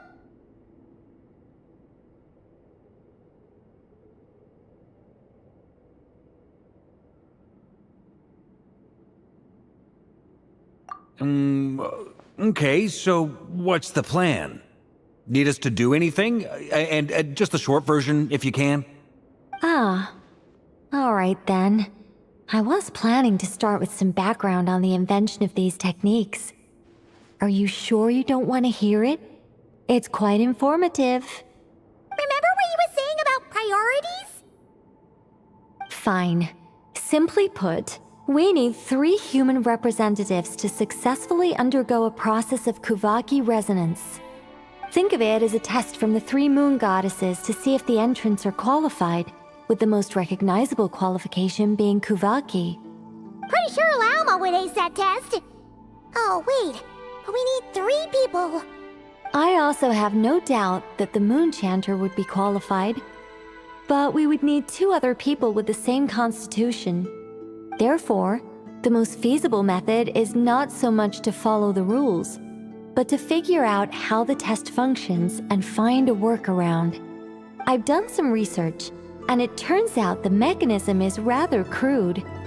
We'll simply need humans to stand before it who have sufficient Kuvaki energy within them. I'm with you so far. How do we get the Kuvaki in them? The easiest way would be transfusion.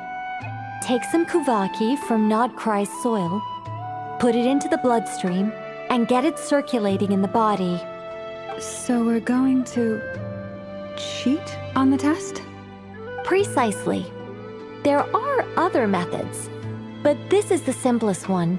Cheating the system is much easier than trying to hide from it. Huh? Sorry? Does the idea of cheating upset you, Miss Lauma? No, that's not it. I suddenly had an idea. Oh, what is it? It's about Moon Prayer Night. I figured out a way for Kutar to join in the festivities. Huh? But as Paimon said, we need to have our priorities straight. Let's get back to the test. I'll follow up with Nefer on the festival arrangements. Oh, okay. Anyway, is this really the best method we have? A Kuvaki transfusion sounds dangerous, no matter how you slice it. If you think that's dangerous, wait till you hear the other methods. I'd be more than happy to go through them if you'd like. There are several. No need, we're good. Let's go with this one. Very well. Kuvaki transfusion it is. Now, I should mention that the risks can be greater or lower depending on individual compatibility. It would be rash to simply infuse the Kuvaki and hope for the best. If the body rejects it, the reaction can be quite severe. The symptoms are similar to another condition that some people living here suffer from, known as congenital Kuvaki sensitivity. So, before we execute our plan, I will perform a simple test of my own to see who is compatible and who is not. Once that is done, we will have to complete the resonance process as rapidly as possible. The participants must remain stationary while the Kuvaki circulates and bonds with them, and they mustn't eat or drink anything. What? No eating or drinking? That's some hardcore fasting. They'll all be monks by the time they're through.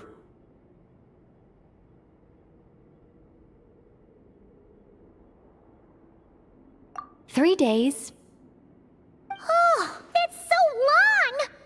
And we still need to find 2 more people who are not just compatible, but also willing to volunteer. Fasting? What are they talking about?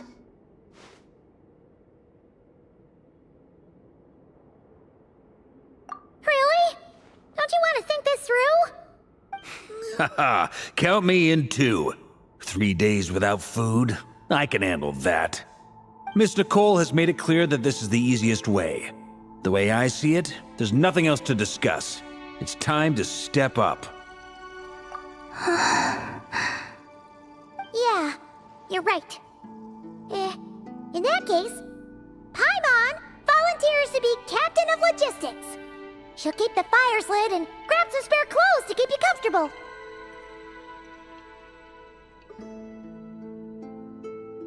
Then we'll start with you first, Traveler. Please step forward.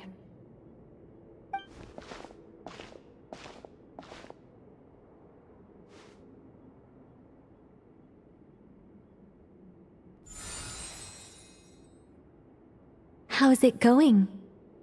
Do you feel anything?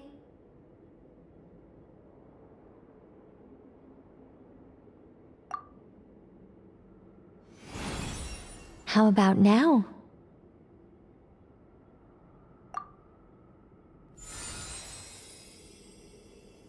And now?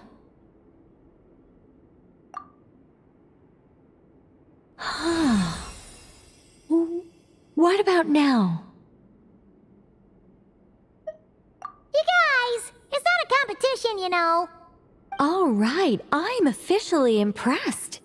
Even as a descender, you can withstand far more than I imagined. It's like I summoned a giant stone titan to arm wrestle you, and your arm hasn't even moved an inch. In my last attempt, I infused 5 times the amount of Kuvaki required. Yes, safe to say, compatibility won't be an issue for you. You're eligible to join. You're next, Mr. Varka. Sure, here goes nothing. All right, I'll start where we left off. 5 times the required Kuvaki dose. Whoa, whoa, whoa, hey, wait a minute. How's it going? Ooh, no, not great. I kind of want to puke. Feels like I've been drinking too much. A few bottles of wine, then a big stein of Dark Horse, with some hard liquor from Liyue mixed in. You think this is funny? I just lost to a young lady in an arm wrestling contest. I'm never gonna live that down. My apologies. I'll lower the concentration and try again. Oh. How's it going now? I'm not as dizzy as last time, but I can still feel it pulsing around. In that case, you wouldn't be an ideal choice, Mr. Varka. Let's try someone else. Okay, let's go ask some of our other friends then.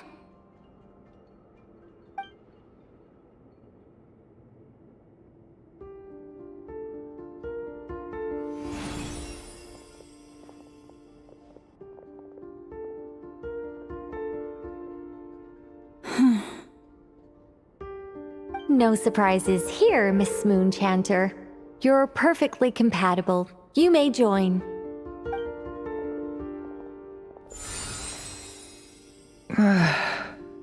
I'm getting a slight headache. Shame. You were so close. Whoa! Time itching all over! Allergic reaction. We can't have that. Huh? Well, are you gonna start or what? The Hexenzirkel is an organization that cares for and protects children. We will not have them do dangerous things. Not even tests.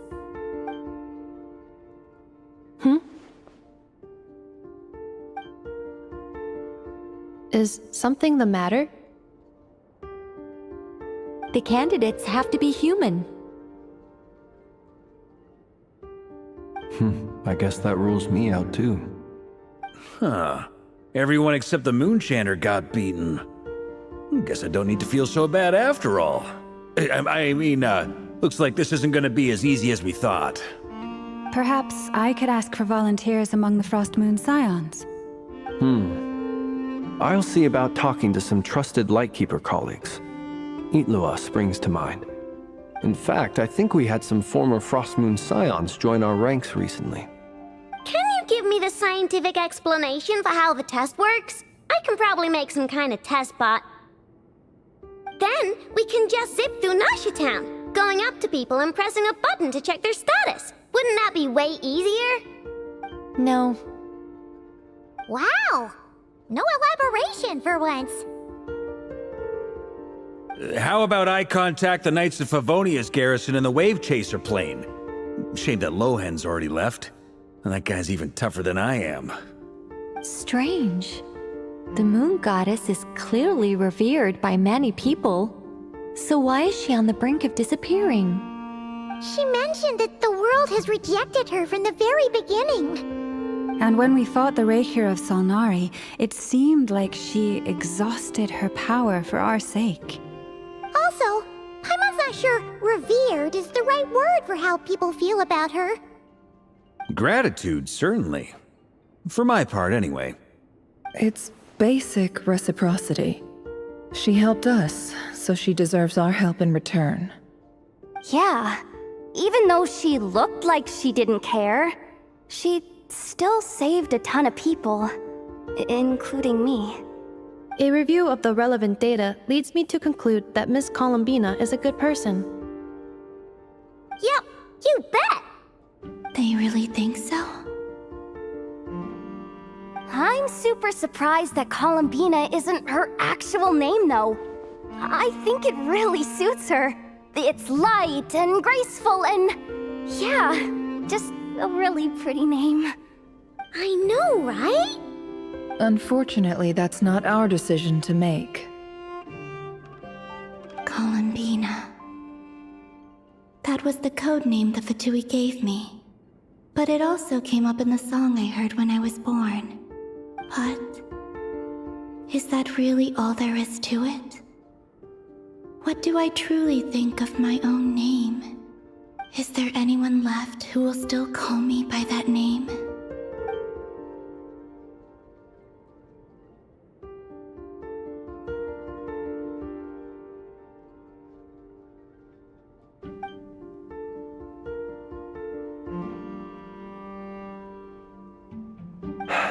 Moonprayer Night is getting closer by the day. We're running out of time. We need to look for other candidates. Then allow me to try. Huh? What are you doing here?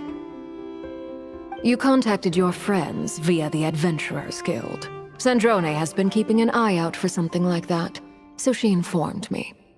Since I have the ability to accommodate a moon marrow, I should prove to be a suitable candidate. Arlecchino.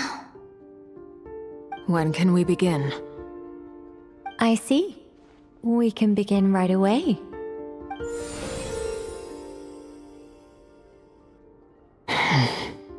How was it? Did you feel any discomfort? Not at all. Then it seems we shan't need to look for additional candidates after all. Great! Cool. Alright, like Paimon said, the rest of us can take turns making sure the three of them stay warm and comfy. Then, my job is to take care of the caretakers. I will ensure everyone receives food and accommodation. I'm ready as well.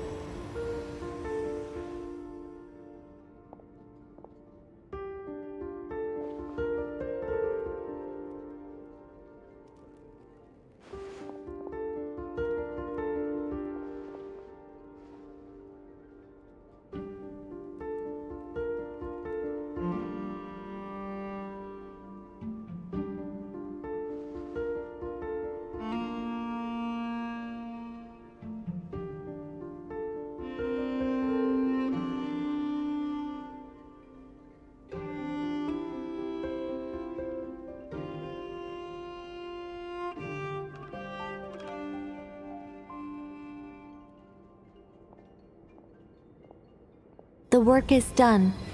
The sacred scroll shut.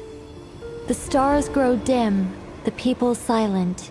The white sun sets, the silver moon rises. O path to the temple, appear now before us.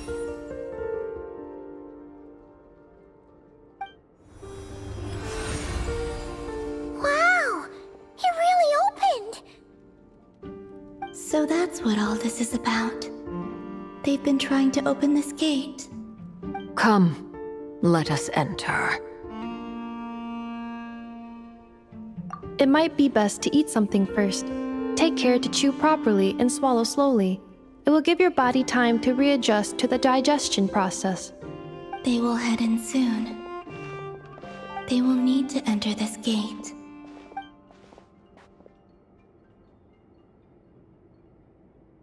Huh? I cannot pass through. Is it because I have no physical body? It has been 3 days. My strength is all but completely faded. Can I really hold on until Moon Prayer Night?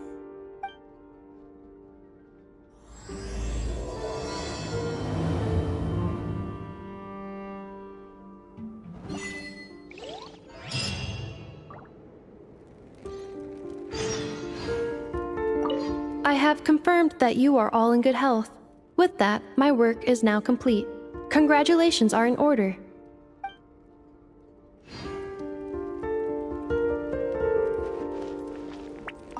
It's good to know you're all well. Puts me at ease.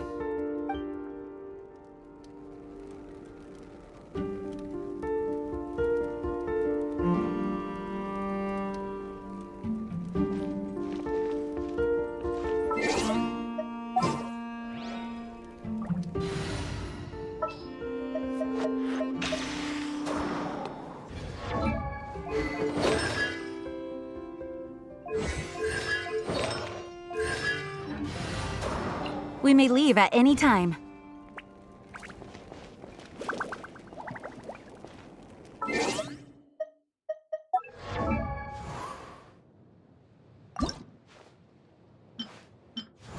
Mother's teachings are with me always.